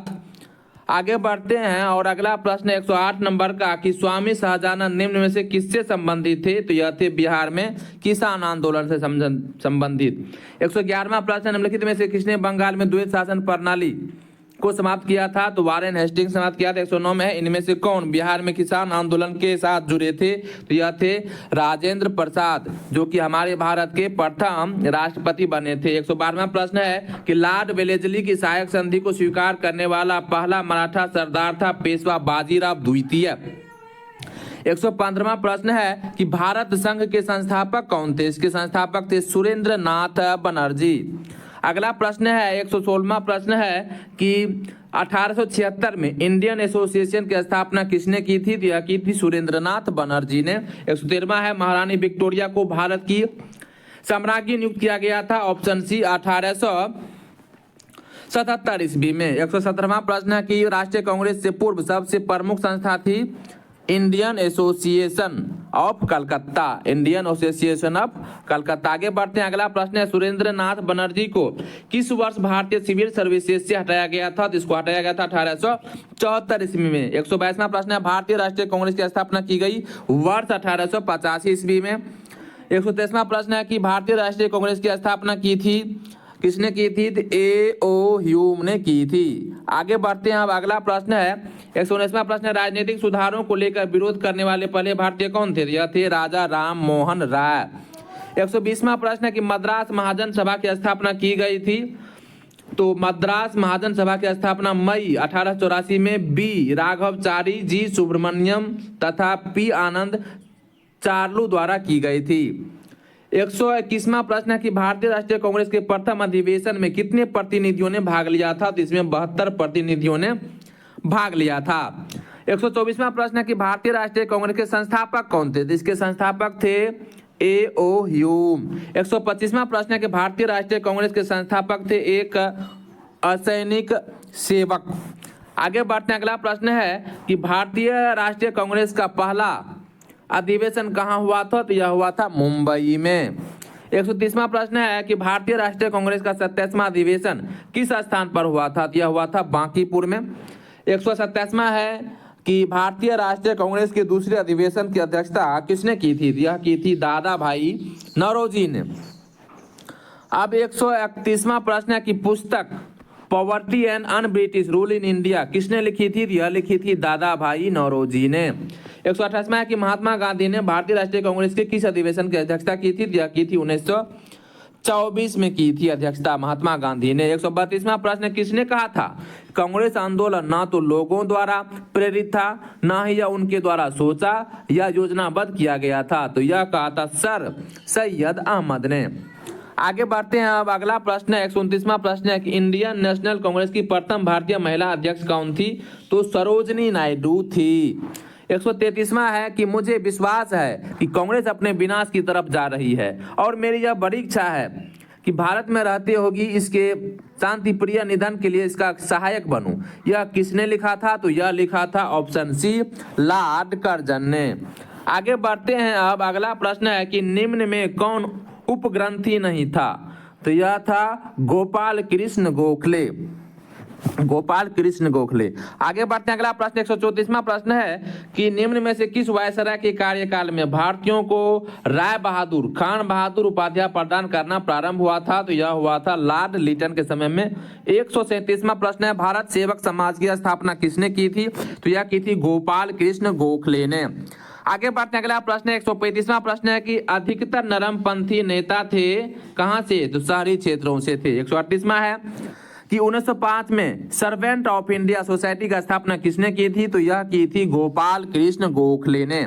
129वां प्रश्न है कि रजनी पाम दत्त ने कहा कि वे साम्राज्यवाद से लड़ते भी थे और सहयोग भी करते। उन्होंने किस राजनीतिक गठबंधन के बारे में यह कहा था? तो यह कहा था उसने ऑप्शन ए भारतीय राष्ट्रीय कांग्रेस के बारे में। आगे बढ़ते हैं, अब अगला प्रश्न है कि भारतीय राष्ट्रीय कांग्रेस गर्मपंथियों के प्रभावाधीन आया था। कब आया था? 1906 के बाद। 143वां है कि नेशनल काउंसिल ऑफ एजुकेशन की स्थापना कब हुई थी? यह हुई थी 15 अगस्त 1906 ईस्वी को। 141वां प्रश्न है कि बाल गंगाधर तिलक लोकमान्य तिलक के नाम से जाना जाने लगा कब? तो यह ऑप्शन ई है कि ब्रिटिश सरकार ने बाल गंगाधर तिलक को पुणे के असिस्टेंट कलेक्टर रैंड की हत्या के मामले में अभियुक्त बनाया। तिलक को दोषी पाया गया और उन्हें 18 माह के कठोर कारावास की सजा सुनाई गई। जब वे जेल से बाहर आए तो वे एक राष्ट्रीय नायक के रूप में उभरे और उन्हें लोकमान्य की उपाधि प्राप्त हुई। अब 144वां प्रश्न है कि राष्ट्रीय आंदोलन में निम्न में से किसको नरम दलीय के तौर पर नहीं जाना जाता है? तो वह है बाल गंगाधर तिलक। अगला प्रश्न है कि निम्नलिखित में कौन सा नेता कांग्रेस के गरम दल से संबंधित था? तो वह था अरविंदो घोष। 145वां है कि कांग्रेस के नरम दल के नेताओं की आंदोलन की पद्धति थी। क्या थी पद्धति नरम दल वालों के? तो यह था ऑप्शन बी, राजा वामबंध्य आंदोलन। अब 49वां प्रश्न है 149वां कि निम्न में से कौन सा एक राष्ट्रवादी समाचार पत्र नहीं था? तो यह था द टाइम्स ऑफ इंडिया। 146वां प्रश्न है कि शेर ए पंजाब के नाम से इनमें से कौन मशहूर थे? तो वह थे लाला लाजपत राय, शेर ए पंजाब। 150वां प्रश्न है कि क्रांतिकारी गतिविधियों के साथ कौन सी पत्रिका जुड़ी हुई नहीं थी? तो यह थी यंग इंडिया। 147वां प्रश्न है कि अभिनव भारत से कौन संबंधित है? तो यह है वी.डी. सावरकर। अगला प्रश्न है 151वां प्रश्न है कि नीचे दिए गए विकल्पों में से राष्ट्रवादी समाचार पत्रों द हिंदू, केसरी, बंगाली, हिंदुस्तानी सुधारक के संपादकों के नाम का सही संयोजन ज्ञात कीजिए। तो इसका उत्तर ऑप्शन डी है कि जी सुब्रमण्यम अय्यर, बाल गंगाधर तिलक, सुरेंद्रनाथ बनर्जी, गंगा प्रसाद वर्मा, गोपाल कृष्ण गोखले। अब आगे बढ़ते हैं 148वां प्रश्न है कि मुजफ्फरपुर में किंग्सफोर्ड की हत्या का प्रयास कब किया गया था? तो यह किया गया था 1908 ईस्वी में। आगे बढ़ते हैं और अगला प्रश्न है, इसमें देखिए ने कौन सी किताब लिखी थी? द हिंदू जी सुब्रमण्यम अय्यर, केसरी बाल गंगाधर तिलक, बंगाली सुरेंद्रनाथ बनर्जी, हिंदुस्तानी गंगा प्रसाद वर्मा और सुधारक गोपाल कृष्ण गोखले। इसलिए विकल्प डी सही है। अगला प्रश्न है कि स्वराज मेरा जन्मसिद्ध अधिकार है, मैं इसे पाकर रहूंगा, किसने कहा था? तो यह कहा था बाल गंगाधर तिलक ने। 155वां कि मैडम कामा ने भारत की तिरंगी स्वतंत्रता ध्वज को कहां फहराया था? यह फहराया था स्टुटगार्ट में। अगला प्रश्न है 156वां प्रश्न है कि मैडम कामा ने 1907 में प्रथम तिरंगा ध्वज कहां फहराया था? तो यह फहराया था स्टुटगार्ट में। 153वां है कि स्वराज मेरा जन्मसिद्ध अधिकार है और इसे मैं लेकर रहूंगा, ऑप्शन सी बाल गंगाधर तिलक। 157वां है कि लंदन में इंडिया हाउस के संस्थापक कौन थे? इसके संस्थापक थे श्याम जी कृष्ण वर्मा।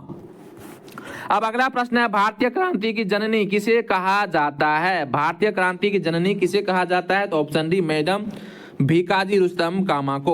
158वां प्रश्न है कि बंग भंग के बाद कौन सा आंदोलन शुरू हुआ था? तो हुआ था स्वदेशी आंदोलन शुरू हुआ था बंग भंग यानी कि बंगाल विभाजन के बाद। लॉर्ड कर्जन द्वारा 1905 में किया गया बंगाल विभाजन किस वर्ष रद्द हुआ था? यह 1911 में रद्द हुआ था जब ब्रिटिश सम्राट जॉर्ज प्रथम और महारानी मेरी भारत आगमन पर आए थे। 162वां प्रश्न है कि मुसलमान यदि खुश और संतुष्ट है तो भारत में ब्रिटिश शक्ति का महत्तम बचाव होगा, यह किसने लिखा? तो यह लिखा था W.W. हंटर ने। अगला प्रश्न है 160वां प्रश्न है कि स्वराज प्रस्ताव 1905 में पारित हुआ था, तो ऑप्शन बी है स्वशासन सुनिश्चित करने के लिए। 163वां है कि किस वर्ष हिंदुस्तान रिपब्लिक एसोसिएशन की स्थापना हुई थी? यह हुई थी 1924 ईस्वी में। अब आगे बढ़ते हैं, अगला प्रश्न है बंगाल विभाजन की घोषणा की गई थी, कब की गई थी? तो ऑप्शन ए 19 जुलाई 1905 को।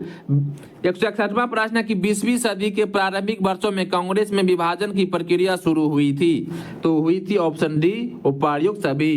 कांग्रेस आंदोलन की रणनीतियों पर, कांग्रेस आंदोलन के उद्देश्यों पर, कांग्रेस आंदोलन में लोगों की भागीदारी पर। आगे बढ़ते हैं, अगला प्रश्न है 165वां प्रश्न कि कर्नल करजन वायली की हत्या के आरोप में किसे मृत्युदंड दिया गया था? तो मदन लाल धिंगरा को। आगे बढ़ते हैं, अब अगला प्रश्न है कि हिंदुस्तान सोशलिस्ट रिपब्लिक आर्मी के संस्थापक नेताओं में से एक थे, कौन थे? भगत सिंह। 166वां प्रश्न है कि मॉन्टेस्क्यू चेम्सफोर्ड की रिपोर्ट ऑप्शन बी भारत सरकार अधिनियम 1919 के आधार पर बनी थी। अगला प्रश्न है 167वां प्रश्न कि ल्यू लैम्प फॉर ऑल लेख श्रृंखला 1893 से 1894 में सरबराह वर्ग के साथ संपर्क से बाहर होने के लिए कांग्रेस की आलोचना की गई थी। इन लेखों का लेखक कौन था? तो अरविंदो घोष इसका लेखक था। 170वां है निम्नलिखित पंक्तियों को किसने लिखा था? सरफरोशी की तमन्ना अब हमारे दिल में है, देखना है जोर कितना बाजुए का दिल में है, यह कहा था बिस्मिल ने।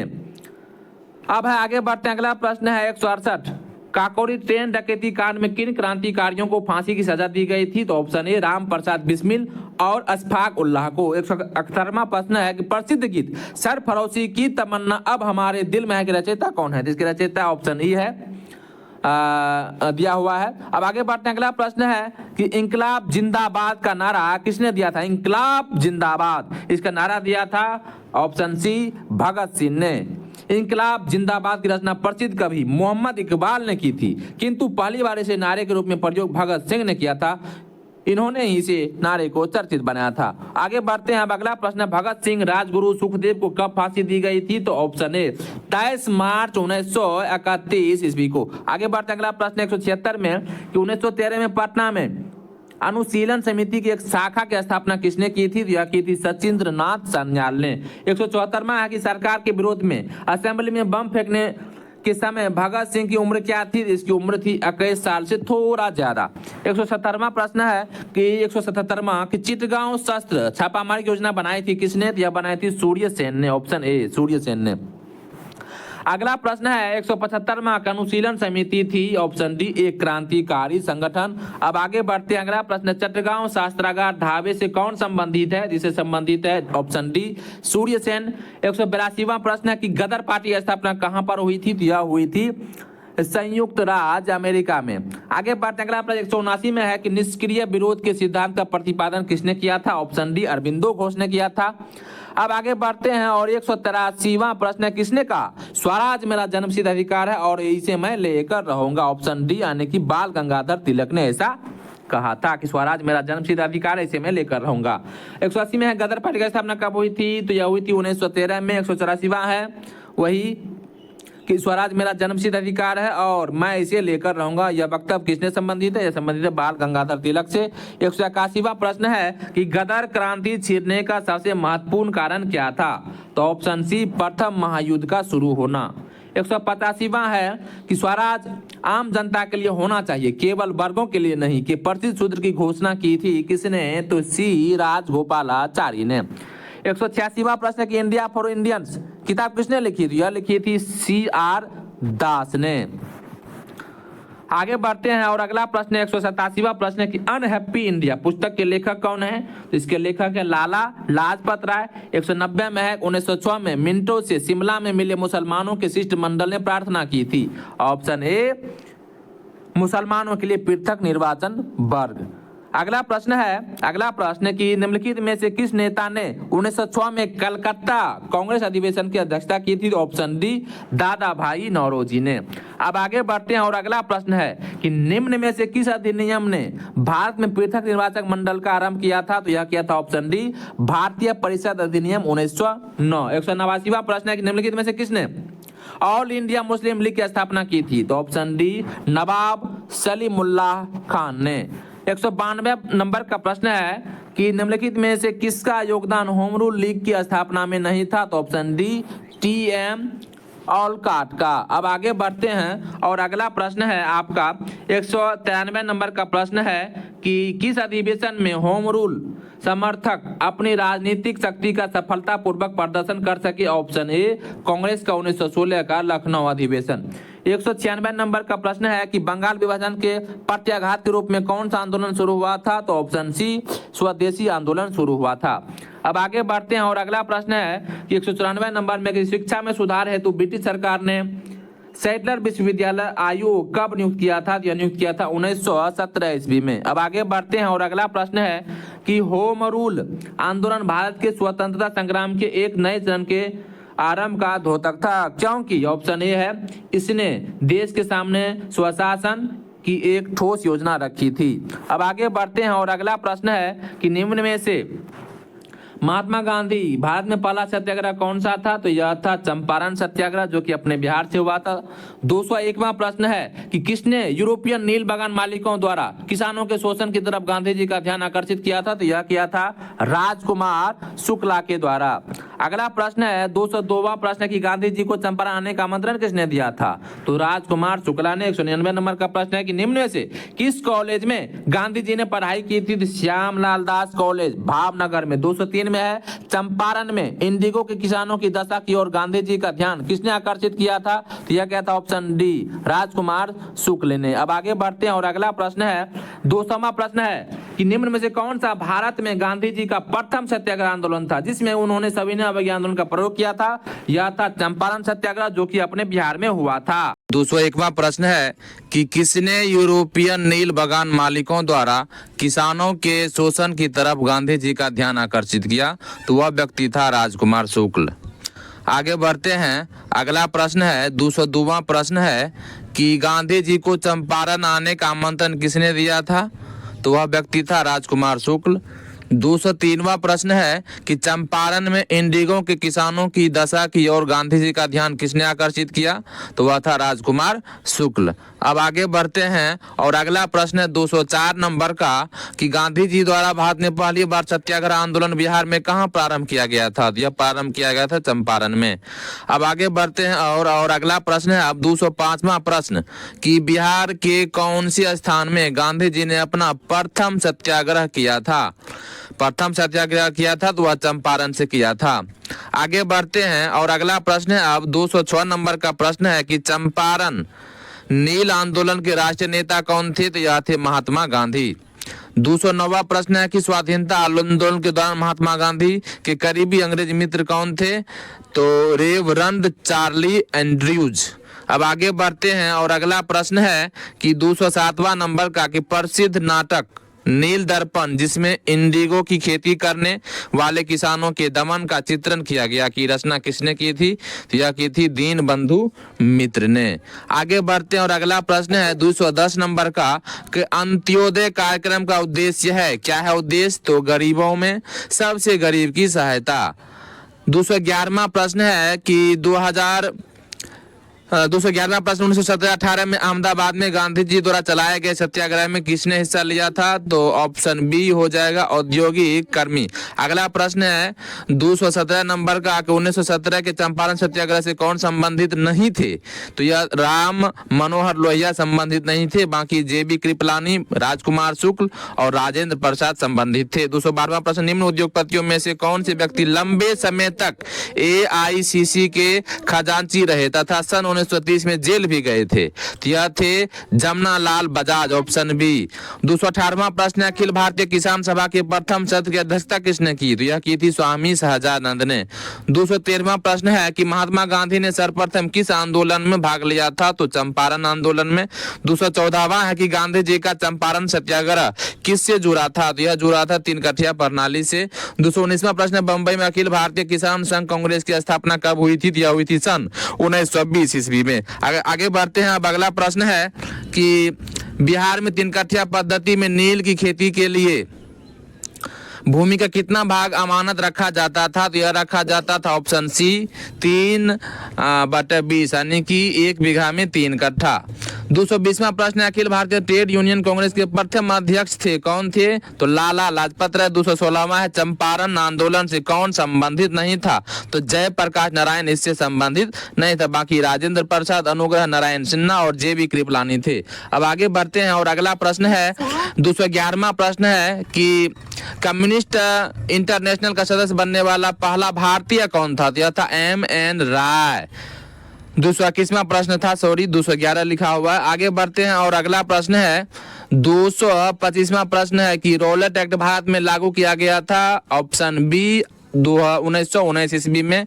222वां भारतीय उच्चायुक्त के पद का सृजन किस अधिनियम से हुआ? यह हुआ ऑप्शन बी भारत सरकार अधिनियम 1919 में। आगे बढ़ते हैं और अगला प्रश्न है 226 नंबर में कि जलियांवाला बाग में प्रदर्शन के लिए क्यों लोग जमा हुए थे? तो ऑप्शन बी किचलू तथा सत्यपाल के बंदी बनाने के विरोध में प्रदर्शन के लिए। 223वां प्रश्न है कि रौलट एक्ट का भारतीय राष्ट्रीय कांग्रेस ने विरोध किया क्योंकि इसका लक्ष्य था ऑप्शन ए व्यक्तिगत स्वतंत्रता को सीमित करना। अब आगे बढ़ते हैं और अगला प्रश्न है कि 227वां प्रश्न है कि रविंद्रनाथ टैगोर ने अपनी नाइटहुड की उपाधि किस कारण त्याग दी थी? तो ऑप्शन सी जलियांवाला बाग हत्याकांड के विरोध में। 231वां प्रश्न है जलियांवाला बाग हत्याकांड के लिए जिम्मेदार जनरल डायर को निर्णय से किसने मार डाला था? ऑप्शन सी उद्यम सिंह ने मार्च 1940 में। आगे बढ़ते हैं अगला प्रश्न है 232वां प्रश्न किसने खिलाफत आंदोलन को हिंदुओं और मुसलमानों की एकता के एक ऐसे अवसर के रूप में देखा जो 100 वर्षों में भी पुनः प्रस्तुत नहीं होगा? वह था ऑप्शन सी महात्मा गांधी ने। 228वां कि लंदन में 13 मार्च 1940 को सर माइकल ओ डायर को गोली से मारा गया था किसके द्वारा? उद्यम सिंह के द्वारा जलियांवाला बाग हत्याकांड के विरोध में। 229वां प्रश्न है कि वर्ष 1919 भारतीय इतिहास से संबंधित है। ऑप्शन बी जलियांवाला बाग त्रासदी के लिए। 233वां प्रश्न 1920 की खिलाफत कमेटी की सभा जिसने गांधी जी को असहयोग आंदोलन के नेतृत्व को संभालने का अनुरोध किया था वह किस शहर में हुआ था? यह हुआ था इलाहाबाद में। 230वां प्रश्न है कि अमृतसर के जलियांवाला बाग में भीड़ का दमन हुआ था। ऑप्शन बी 13 अप्रैल 1919 को जलियांवाला बाग हत्याकांड हुआ था। 234वां प्रश्न है कि गांधी जी के असहयोग आंदोलन में लोगों को शराब से परहेज करने का आग्रह किया गया फलस्वरूप सरकार के राजस्व में भारी कमी आई। एक प्रदेश की सरकार ने लोगों को फिर से शराब पीने को प्रेरित करने के लिए प्रमुख व्यक्तियों की एक सूची प्रसारित की जो शराब पीते थे। उस प्रदेश का नाम बताइए। उस प्रदेश का नाम है बिहार। 237वां प्रश्न है कि गांधी जी ने असहयोग आंदोलन कब प्रारंभ किया था? यह प्रारंभ किया था 1920 ईस्वी में। ऑप्शन ए हो जाएगा इसका राइट उत्तर।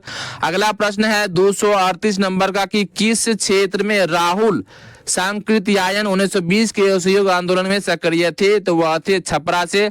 235वां प्रश्न है महात्मा गांधी ने खिलाफत आंदोलन का समर्थन क्यों किया था? ऑप्शन बी गांधी जी ने अंग्रेजों के खिलाफ अपने आंदोलन में भारतीय मुसलमानों का सहयोग प्राप्त करना चाहता था। अगला प्रश्न है कि किस घटना के बाद महात्मा गांधी ने असहयोग आंदोलन को अपनी हिमालय जैसी भूल बताई थी? चौरी चौरा कांड के कारण। 236वां प्रश्न है कि भारतीय राष्ट्रीय कांग्रेस ने असहयोग आंदोलन को किस बार प्रारंभ किया था? यह किया था 1920 ईस्वी में प्रारंभ। अगला प्रश्न है कि असहयोग आंदोलन के दौरान किसने पटना कॉलेज छोड़ा जबकि उसकी परीक्षा के केवल 20 दिन ही बचे थे? तो वह व्यक्ति था जयप्रकाश नारायण। Option C. 243वां है कि शराबबंदी आंदोलन 1922 किसके नेतृत्व में प्रारंभ हुआ था? तो यह हुआ था सरदार वल्लभ भाई पटेल के नेतृत्व में। अगला प्रश्न है 1921 के मोपला आंदोलन की जो शाखा थी? ऑप्शन ए खिलाफत आंदोलन की। 244वां प्रश्न है कि 1921 का मोपला विद्रोह कहाँ हुआ था? यह हुआ था केरल में हुआ था। 242वां है 1920-22 की असहयोग आंदोलन के दौरान बिहार में प्रचलित मान्यताओं में से एक यह थी कि उनकी जीत होगी क्योंकि गांधी जी को अंग्रेजों को हराने का तरीका पता था। 245वां कि किस घटना के कारण गांधी जी ने असहयोग आंदोलन वापस लिया था? ऑप्शन बी चौरी चौरा कांड के कारण जिसमें 22 पुलिस कर्मियों को जेल के अंदर ही जिंदा जला दिया गया था। 246वां प्रश्न है कि असहयोग आंदोलन के स्थगन संबंधी घटनाओं का सही क्रम इंगित करें। ऑप्शन ए दिया हुआ है तो पहले तो यही हो जाएगा चौरी चौरा में पुलिस गोली कांड। दूसरा यही हो जाएगा कि उग्र भीड़ द्वारा पुलिस थाना को जलाना और तीसरा है इसके बाद तीसरा हो जाएगा कि गांधी जी द्वारा आंदोलन का स्थगन और चौथा गांधी जी की गिरफ्तारी। ये सीरियली है 1 2 3 4 करके। 249वां प्रश्न स्वराज दल की स्थापना असफलता के बाद हुई थी? तो असहयोग आंदोलन असफलता के बाद स्वराज दल की स्थापना हुई थी। 247वां प्रश्न है कि लॉर्ड सिन्हा ने 1921 में कहां गवर्नर पद से त्यागपत्र दिया था? ऑप्शन ए बिहार उड़ीसा में। 250वां प्रश्न है स्वराज दल की स्थापना किसने की थी? तो यह की थी चित्तरंजन दास एवं मोतीलाल नेहरू ने। 251वां प्रश्न है कि 1923 में स्वराज पार्टी का गठन किसने किया था? तो यह किया था CR दास व मोतीलाल नेहरू ने। 252वां प्रश्न स्वराज पार्टी का गठन डैश डैश की असफलता के बाद हुआ था? तो यह असहयोग आंदोलन की असफलता के बाद हुआ था। 256वां प्रश्न है कि साइमन कमीशन पहली बार भारत आया था? ऑप्शन बी 1928 ईस्वी में। आगे बढ़ते हैं अगला प्रश्न 1922 में गया कि इंडियन नेशनल कांग्रेस के अधिवेशन के अध्यक्ष कौन थे? यह थे चित्तरंजन दास। 257वां प्रश्न है कि नेहरू रिपोर्ट की अध्यक्षता नेहरू रिपोर्ट डैश डैश की अध्यक्षता में एक कमेटी द्वारा तैयार किया गया था और इसका विषय था डैश डैश डैश। इसका उत्तर हो जाएगा ऑप्शन सी कि नेहरू रिपोर्ट मोतीलाल नेहरू की अध्यक्षता में कमेटी द्वारा तैयार किया गया था और इसका विषय था भारत में संवैधानिक व्यवस्थाएं। अब अगला प्रश्न 254 नंबर का प्रश्न है कि भारतीय राष्ट्रीय कांग्रेस के 1922 में आयोजित गया अधिवेशन के अध्यक्ष कौन थे? यह थे चित्तरंजन दास। आगे बढ़ते हैं और अगला प्रश्न 261 नंबर में 1929 के कांग्रेस अधिवेशन में पूर्ण स्वराज का पताका किसने उठाया था? यह उठाया था पंडित जवाहरलाल नेहरू ने। 258 में है पूर्ण स्वराज का प्रस्ताव लाहौर कांग्रेस में पारित किया गया था वर्ष 1929 ईस्वी में। आगे बढ़ते हैं अगला प्रश्न 262 नंबर का समाजवाद का समर्थक कौन था? और 1933 में ब्रिटिश शासन देशी राज्यों जमींदारवाद और पूंजीवाद को उखाड़ फेंकना चाहता था। ऑप्शन बी जवाहरलाल नेहरू ने। अगला प्रश्न है 263 किसने 1921 में पहली बार पूर्ण स्वतंत्रता की मांग को उठाया था? यह उठाया था मौलाना हसरत मोहानी ने। 259वां प्रश्न है कि 1929 में लाहौर में आयोजित भारतीय राष्ट्रीय कांग्रेस के अधिवेशन का अध्यक्ष कौन था? तो अध्यक्ष था जवाहरलाल नेहरू। अब अगला प्रश्न 260 नंबर का एक भारतीय राष्ट्रीय कांग्रेस द्वारा किस दिन को पूर्ण स्वराज दिवस घोषित किया गया था? तो 26 जनवरी 1930 ईस्वी को। 264वां प्रश्न है दांडी यात्रा की गई थी 1930 ईस्वी में। अब आगे बढ़ते हैं अगला प्रश्न है कि 1930 में महात्मा गांधी ने सविनय अवज्ञा आंदोलन कहां से प्रारंभ किया था? तो ऑप्शन डी साबरमती से। 266वां प्रश्न है कि नमक सत्याग्रह के दौरान बिहार में लोगों के नमक बनाने के साथ साथ किस कर के विरोध के द्वारा सरकार का विरोध किया गया था? तो ऑप्शन ए चौकीदारी कर के विरोध। 269वां प्रश्न है बेगूसराय के चौकीदार के विरुद्ध आंदोलन एक हिस्सा था। ऑप्शन बी सविनय अवज्ञा आंदोलन का। अगला प्रश्न 270वां प्रश्न है कि सविनय अवज्ञा आंदोलन की असफलता के बाद गांधी जी ने महत्व दिया था किसको? रचनात्मक कार्यक्रम को। 267वां प्रश्न है दांडी यात्रा कितने दिन तक चली थी? 24 दिन तक चली थी। तो उसके बाद आगे बढ़ते हैं और अगला प्रश्न है कि निम्नलिखित में से किस भारतीय नेता ने लंदन प्रथम गोलमेज कॉन्फ्रेंस में भाग लिया था? तो ऑप्शन ए मौलाना मोहम्मद अली ने।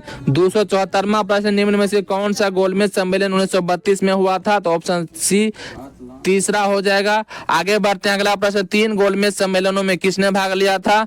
तो बी आर अम्बेडकर तीनों में भाग लिया था। 275वां प्रश्न है भारतीय राष्ट्रीय कांग्रेस ने किस गोलमेज सम्मेलन में भाग नहीं लिया था? तो ऑप्शन ई हो जाएगा यानी कि तीनों में लिया था। अब आगे बढ़ते हैं अगला प्रश्न है कि तीनों में लिया 2 में लिया था। अब आगे बढ़ते हैं अगला प्रश्न है कि 273 में गांधी इरविन समझौता हुआ था कब? तो 1931 ईस्वी में। 276 में द्वितीय गोलमेज सम्मेलन किस प्रश्न पर असफल रहा था? तो सांप्रदायिक प्रतिनिधित्व, यह इस विषय पर असफल रहा था। आगे बढ़ते हैं अगला प्रश्न है 277 नंबर का कि महात्मा गांधी दिसंबर 1931 में खाली हाथ कहां से भारत लौटे थे? तो लंदन से। 281वां प्रश्न है कि सांप्रदायिक आवाज एवं पूना पैक्ट में क्रमशः दलित वर्ग के लिए कितनी सीटें दी गई थी? तो ऑप्शन बी 71 व 147 सीटें दी गई थी। आगे बढ़ते हैं अगला प्रश्न है कि पूना समझौता का उद्देश्य क्या था? तो उद्देश्य था दलित वर्ग को प्रतिनिधित्व देना। 278वां प्रश्न गांधी इरविन समझौते के हस्ताक्षरित होने में किसने महत्वपूर्ण भूमिका निभाई थी? यह निभाई थी तेज बहादुर सप्रू। 283वां प्रश्न है कि बहिष्कृत भारत जनरल किसने शुरू किया था? तो यह शुरू किया था ऑप्शन डी बाबा साहेब अम्बेडकर। 279वां प्रश्न है कि 5 मार्च 1931 को निम्न में से कौन समझौता हुआ था? तो गांधी इरविन समझौता हुआ था। 280वां प्रश्न है कि अगस्त 1932 के रेमजे मैकडोनाल्ड के सांप्रदायिक पंचायत के द्वारा पहली बार एक पृथक निर्वाचक समूह बनाया गया था। ऑप्शन डी अछूतों के लिए। 284 नंबर का प्रश्न है कि अपने किस कार्यकारिणी कमेटी में कांग्रेस ने भू स्वामित्व को समाप्त करने की नीति अपनाई थी? ऑप्शन ए कार्यकारिणी कमेटी 1937। अगला प्रश्न है 285 नंबर का कि किस अधिनियम के बारे में जवाहरलाल नेहरू ने कहा था कि हमें एक ऐसी कार दी गई है जिसमें सब ब्रेक है किंतु इंजन नहीं था? यह है ऑप्शन डी 1935 का अधिनियम। 288 नंबर का प्रश्न है कि कांग्रेस सोशलिस्ट पार्टी की पहली बैठक हुई थी पटना में। 289 में है कि अखिल भारतीय किसान कांग्रेस का गठन किया गया था। ऑप्शन ए 1936 ईस्वी में। 286वां प्रश्न की फरवरी 1938 में बिहार की चुनी हुई सरकार ने किस कारणवश इस्तीफा दिया था? ऑप्शन डी राजनीतिक बंदियों को छोड़ना, यही कारण से इस्तीफा दिया था। 290 नंबर का प्रश्न है, 1936 में लखनऊ में अखिल भारतीय किसान सभा का प्रथम अध्यक्ष किसे चुना गया था? ऑप्शन सी स्वामी सहजानंद सरस्वती को। 291वां प्रश्न है कि वह कौन जगह थी जहां अखिल भारतीय किसान सभा का पहला अधिवेशन हुआ था? ऑप्शन सी तो लखनऊ में हुआ था। 287वां प्रश्न है कि बिहार किसान सभा से कौन जुड़ा था? तो यह जुड़ा था ऑप्शन ए, यानी कि बिहार में किसान आंदोलन की शुरुआत स्वामी सहजानंद सरस्वती के नेतृत्व में हुई। स्वामी सहजानंद सरस्वती ने वर्ष 1929 में बिहार किसान सभा की स्थापना की थी। इस सभा का विस्तार बिहार के गांव में करने में उन्हें कार्यानंद शर्मा, राहुल संस्कृत्यायन, पंचानन शर्मा, यदुनंदन शर्मा आदि वामपंथी नेताओं का सहयोग मिला था। 292 नंबर का प्रश्न है कि स्वामी सहजानंद सरस्वती ने भूमि और जल मार्ग के राष्ट्रीयकरण की मांग के साथ अखिल भारतीय संयुक्त किसान सभा का गठन कब किया था? तो उनकी मृत्यु से ठीक पहले हुआ था। अगला प्रश्न है 293 नंबर का कि भारत ट्रेड यूनियन कांग्रेस के पहले अध्यक्ष कौन थे? पहले अध्यक्ष लाजपत राय। 297 नंबर का प्रश्न, जयप्रकाश नारायण इस पार्टी से जुड़े थे, किस पार्टी से थे यह? तो कांग्रेस सोशलिस्ट पार्टी से थे। बिहार सोशलिस्ट पार्टी के संस्थापक कौन थे? तो जयप्रकाश नारायण। 294 नंबर का प्रश्न है, ट्रेड यूनियन आंदोलन के क्रांतिकारी चरण का समय था, कितना समय था? तो 1926 से 1939 तक। 299 नंबर का प्रश्न है कि जयप्रकाश नारायण किस नाम से पहचाने जाते हैं? तो यह लोक नायक के नाम से पहचाने जाते हैं। 295 नंबर का प्रश्न है कि कांग्रेस सोशलिस्ट पार्टी की पहली बैठक पटना में हुई थी वर्ष 1934 ईस्वी में। ऑप्शन बी इसका राइट उत्तर हो जाएगा। 296 नंबर का प्रश्न है कि जयप्रकाश नारायण किस पार्टी से संबंधित थे? तो यह जो है कांग्रेस समाजवादी पार्टी से संबंधित थे। 300 नंबर का प्रश्न है कि लोक नायक के नाम से किसे जाना जाता है? तो इसे यह जयप्रकाश नारायण को ऑप्शन सी लोक नायक के नाम से जाना जाता है। दिवस मनाया गया था। 301वां प्रश्न है कि जयप्रकाश दिवस मनाया गया था। ऑप्शन डी अप्रैल 1946 में। 12 अप्रैल 1946 को जेल लाहौर के किले से रिहा होने के बाद जयप्रकाश दिवस मनाया गया था। 302वां प्रश्न है कि 1938 में भारतीय राष्ट्रीय कांग्रेस के अध्यक्ष निर्वाचित हुए थे कौन? तो सुभाष चंद्र बोस। 305वां प्रश्न 1927 की बटलर कमेटी का उद्देश्य क्या था? तो डी भारत सरकार तथा देशी राज्यों के मध्य संबंधों को सुधारना। अगला प्रश्न है, अब आगे बढ़ते हैं। 303 नंबर का प्रश्न है कि भारतीय सरकारों का गठन निम्नलिखित में से किस अधिनियम के तहत किया गया था? ऑप्शन ए 1935 का अधिनियम। 306वां प्रश्न है, all India state people's conference का गठन कब हुआ था? तो ऑप्शन सी 1927 ईस्वी में। अब आगे बढ़ते हैं। अगला प्रश्न है कि इंपीरियल कैडेट कॉर्प्स की स्थापना किसने की थी? तो इसका उत्तर देखते हैं। इसका उत्तर यहाँ दिया हुआ है, ऑप्शन बी दिया हुआ है, यानी कि Lord Curzon. Imperial cadet corps की स्थापना किसने की थी? ऑप्शन बी लॉर्ड कर्जन ने की थी। आगे बढ़ते हैं। 308 नंबर का प्रश्न है, नाउ आर नेवर पैम्फलेट किसने लिखा था? तो यह लिखा था ऑप्शन सी रहमत अली ने। 312वां प्रश्न है, व्यक्तिगत सत्याग्रह आंदोलन की प्रथम सत्याग्रह कौन थी? तो वह थे विनोबा भावे। अगला प्रश्न है 313 नंबर का प्रश्न है कि सर्वोदय शब्द का प्रयोग सर्वप्रथम किसने किया था? यह किया था महात्मा गांधी ने। 309वां प्रश्न है, पाकिस्तान के अलग राज्य आंदोलन का नेतृत्व किसने किया था? ऑप्शन डी मोहम्मद अली जिन्ना ने। 314वां प्रश्न है कि किसकी दृष्टि में क्रिप्स प्रस्ताव एक टूटते हुए बैंक के नाम एक उत्तर दिनांकित चेक था? यह किसने कहा था? तो ऑप्शन बी जवाहरलाल नेहरू ने कहा था। 310वां प्रश्न है कि मुस्लिम लीग द्वारा पाकिस्तान की स्थापना की मांग करने वाला प्रस्ताव पारित किया गया था वर्ष? ऑप्शन सी 1940 ईस्वी में। अब आगे बढ़ते हैं। अगला प्रश्न 311वां प्रश्न है कि व्यक्तिगत सत्याग्रह किसने आरंभ किया था? तो ऑप्शन ए विनोबा भावे ने इसको आरंभ किया था। 315वां प्रश्न है कि भारत छोड़ो आंदोलन का नेतृत्व किया था किसने? ऑप्शन डी इनमें से किसी ने भी नहीं।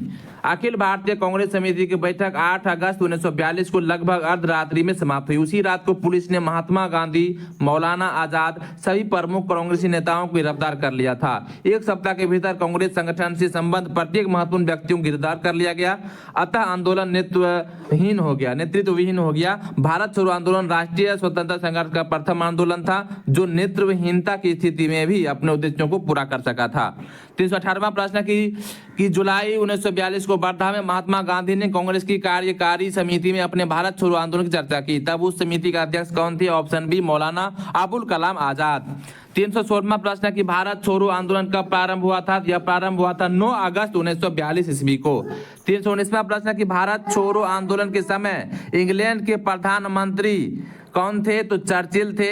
320वां प्रश्न है कि भारत छोड़ो प्रस्ताव पारित होने के बाद गांधी जी को कैद किया गया था, कहां पर? तो आगा खां पैलेस में, ऑप्शन डी आगा खां पैलेस में कैद किया गया था। अगला प्रश्न है कि करो या मरो का संबंध किस आंदोलन से था? तो यह था भारत छोड़ो आंदोलन से। 321वां प्रश्न है कि भारत छोड़ो आंदोलन से उत्पन्न दंगे किस क्षेत्र में सबसे अधिक व्यापक रहे? तो यह रहे थे ऑप्शन डी यानी कि 1 में यानी कि बिहार में, और 4 यानी कि संयुक्त प्रांत में। अब आगे बढ़ते हैं और अगला प्रश्न है कि डॉक्टर राजेंद्र प्रसाद को 9 अगस्त 1942 को गिरफ्तार करके भेजा गया था, कहां भेजा गया था? तो बांकीपुर जेल में। 326वां प्रश्न है कि महात्मा गांधी तथा उनके सहयोगियों की 1942 में हुई धरपकड़ से बिहार में बहुत दंगे हुए, इनमें रेल सेवा पूर्ण रूप से ठप हो गई, इसमें अधिकतम प्रभावित जिला कौन सा था? यह अधिकतम प्रभावित जिला था पटना। आगे बढ़ते हैं और अगला प्रश्न है 323वां प्रश्न कि 7 दिसंबर 1942 को श्री योगेंद्र शुक्ला कहां लाए गए थे? तो इसका ऑप्शन चारों में से कोई नहीं है कि यानी कि श्री योगेंद्र शुक्ल जयप्रकाश नारायण के साथ ही 9 नवंबर 1942 को हजारीबाग जेल से भागे, किंतु मुजफ्फरपुर में गिरफ्तार कर लिए गए तथा बक्सर जेल लाए गए थे। 327वां प्रश्न है कि जयप्रकाश नारायण को राष्ट्रीय स्तर के नेता की पहचान किस संदर्भ में मिली थी? ऑप्शन ए भारत छोड़ो आंदोलन के संदर्भ में। 324वां प्रश्न है कि भारत छोड़ो आंदोलन के दौरान इनमें से कौन हजारीबाग जेल से फरार हुए थे? तो ऑप्शन बी जयप्रकाश नारायण। 325वां प्रश्न है कि 9 अगस्त 1942 को जिन 2 नेताओं हजारीबाग को गिरफ्तार किया गया था वे थे कौन कौन थे? शिव कुमार और रामानंद। 328वां प्रश्न है कि कौन सी घटना सबसे पहले हुई थी? ऑप्शन बी क्रिप्स मिशन का आगमन सबसे पहले हुई थी। बारी बारी से देखते हैं। क्रिप्स मिशन का आगमन मार्च 1942 में, भारत छोड़ो आंदोलन का प्रस्ताव अगस्त 1942 में, गवर्नर जनरल के पद पर लॉर्ड वेबल का आगमन अक्टूबर 1943 में, कैबिनेट मिशन का आगमन वर्ष 1946 में। अतः दिए गए घटनाओं में सर्वप्रथम स्टेफोर्ड क्रिप्स के नेतृत्व में क्रिप्स मिशन का आगमन हुआ था। 322वां प्रश्न है 32वां है कि आजाद हिंद सरकार के निर्माण की घोषणा की गई थी 21 अक्टूबर 1943 ईस्वी को। आगे बढ़ते हैं अगला प्रश्न 329वां प्रश्न है कि नीचे 2 वक्तव्य दिए गए हैं जिनमें एक कथन ए दूसरा कारण आर है, दोनों को ध्यानपूर्वक पढ़ें।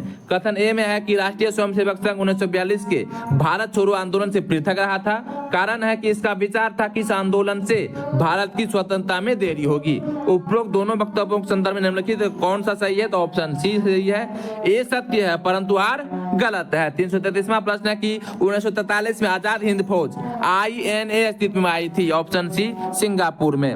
अगला प्रश्न है 334वां प्रश्न है कि INA किसके दिमाग की उपज थी और किसने इसकी स्थापना की थी? Option B doctor Mohan Singh.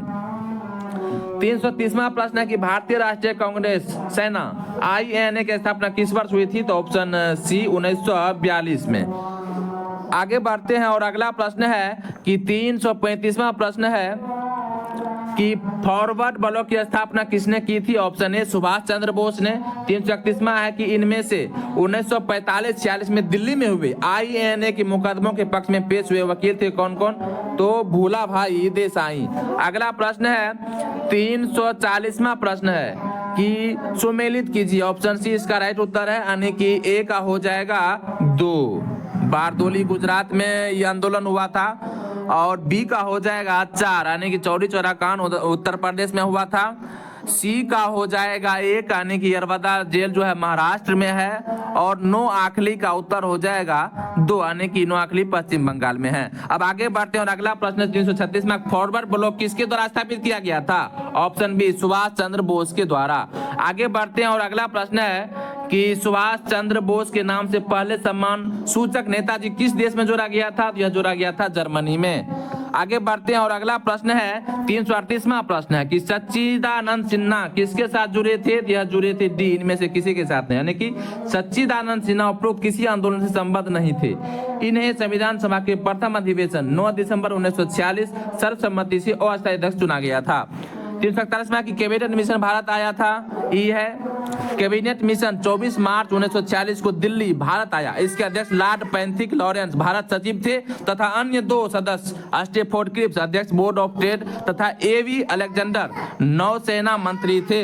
339 में है, 339वां प्रश्न है कि अखिल भारतीय फॉरवर्ड ब्लॉक की स्थापना के लिए सुभाष चंद्र बोस से कौन जुड़े और INA आंदोलन के साथ भी जुड़े रहे। ऑप्शन सी इसका राइट उत्तर हो जाएगा शीलभद्र यादव। 342 में है कैबिनेट मिशन की अध्यक्षता किसके द्वारा की गई थी, तो option D sir P Lawrence के द्वारा की गई थी। 343वां प्रश्न है कि इनमें से कौन कैबिनेट मिशन के सदस्य नहीं थे, तो ऑप्शन बी वेवेल। 348 में इलाहाबाद में संपन्न कांग्रेस कार्यकारिणी समिति की बैठक अप्रैल मई 1942 में निम्नलिखित सदस्यों में से एक सदस्य भारत के नाजीवाद, फांसीवाद तथा साम्राज्यवाद विरोधी निश्चित रूप के कारण जापान के विरुद्ध गुरिल्ला युद्ध की अपने योजना के पक्ष में बहुमत जुटाने में सक्षम हुए थे। Option D Jawaharlal Nehru. 344वां प्रश्न है वह कौन सा कांग्रेस अध्यक्ष था जिसने क्रिप्स मिशन व लॉर्ड वेवेल दोनों से वार्ताएं की थी। ऑप्शन ए अबुल कलाम आजाद थे। आगे बढ़ते हैं और अगला प्रश्न है 349वां प्रश्न है कि नागरिक सेवाओं के लिए प्रतियोगी परीक्षा प्रणाली का सिद्धांत स्वीकार किया गया था। ऑप्शन बी 1853 में। 345 में कि अंग्रेजों द्वारा भारतीयों को 1947 में सत्ता हस्तांतरित किए जाने के समय कांग्रेस अध्यक्ष कौन था, यह था JB कृपलानी था। 346वां प्रश्न है कि भारत के विभाजन के समय भारतीय राष्ट्रीय कांग्रेस का अध्यक्ष कौन था, तो यह था JB कृपलानी। 350वां निम्नलिखित में से किस अधिनियम के तहत लॉर्ड कॉर्नवालिस को अपनी काउंसिल के फैसलों को रद्द करने का अधिकार मिला था। ऑप्शन बी 1786 का एक्ट। आगे बढ़ते हैं और अगला प्रश्न है कि 347 में सन 1947 के भारतीय राष्ट्रीय कांग्रेस के दिल्ली अधिवेशन की अध्यक्षता किसने की थी। ऑप्शन बी राजेंद्र प्रसाद ने। नवंबर 1947 में JB कृपलानी के इस्तीफे के बाद दिल्ली में कांग्रेस का विशेष अधिवेशन आयोजित किया गया था जिसकी अध्यक्षता डॉक्टर राजेंद्र प्रसाद ने की थी। 351वां प्रश्न है कि भारत सरकार अधिनियम 1935 ने समाप्त की थी क्या, तो प्रांतीय द्वैध शासन व्यवस्था। आगे बढ़ते हैं और अगला प्रश्न 352वां प्रश्न है कि स्तंभ 1 में अंकित नामों का स्तंभ 2 में अंकित नामों से सुमेलित करें। इसका उत्तर यहाँ पर देख लेंगे। सबसे पहले दिया हुआ है ऑप्शन सी, इसका उत्तर दिया हुआ है तो ऑप्शन सी इसका उत्तर राइट हो जाएगा, यानी कि आई का हो जाएगा ए, यानी कि ताराचंद ठीक है, सीधा सीधी है। दू का हो जाएगा ई, दू का हो जाएगा ई, यानी कि history of the freedom movement in Bihar के दत्ता। उसके बाद 3 का हो जाएगा एफ, आनंद मठ का हो जाएगा बंकिम चंद्र ने लिखा था। प्रिसेप्ट्स ऑफ सीजस ये जो है लिखा था कौन, 4 नंबर में हो जाएगा इसका उत्तर सी राजा राम मोहन राय। अवर इंडियन मुसलमान यानी कि 5 नंबर का हो जाएगा बी W हंटर। अब 356वां प्रश्न है कि निम्नलिखित में से किस अखबार का प्रकाशन पटना से होता था। ऑप्शन ए इंडियन नेशनल का हो जाएगा। अगला प्रश्न है कि झंडा गीत किसने लिखा था, तो ऑप्शन डी श्यामलाल पार्षद ने लिखा था। 353वां प्रश्न है अमेरिका में फ्री हिंदुस्तान अखबार किसने शुरू किया था। ऑप्शन डी तारकनाथ दास। 358वां प्रश्न है कि 1908 में बाल गंगाधर तिलक को जेल हुई थी। ऑप्शन बी 6 वर्ष की। आगे बढ़ते हैं और अगला प्रश्न है कि प्रथम भारतीय जिन्होंने स्वाधीनता भारत में गवर्नर जनरल का पदभार ग्रहण किए थे। Option B C Rajagopalachari. 354वां प्रश्न है कि इंडियन अनरेस्ट का लेखक कौन था, जिसका लेखक था वेलेंटाइन सिरोल। अब आगे बढ़ते हैं और अगला प्रश्न 360वां प्रश्न है कि कौन से प्रसिद्ध भारतीय गुरुदेव के नाम से जाने जाते थे। Option A Rabindranath Tagore. 364वां का अंतरिम सरकार में वित्त मंत्री कौन थे। ऑप्शन ए लियाकत अली खान वित्त मंत्री थे। 361वां कि जय जवान जय किसान का नारा किसने दिया था, तो यह दिया था लाल बहादुर शास्त्री ने। 362वां किसके द्वारा मंदिरों में प्रवेश के अधिकार के मांग की प्रस्तुति के कारण 1899 में तिरुनेलवाली में भयंकर दंगे हुए थे। ऑप्शन सी मारवा।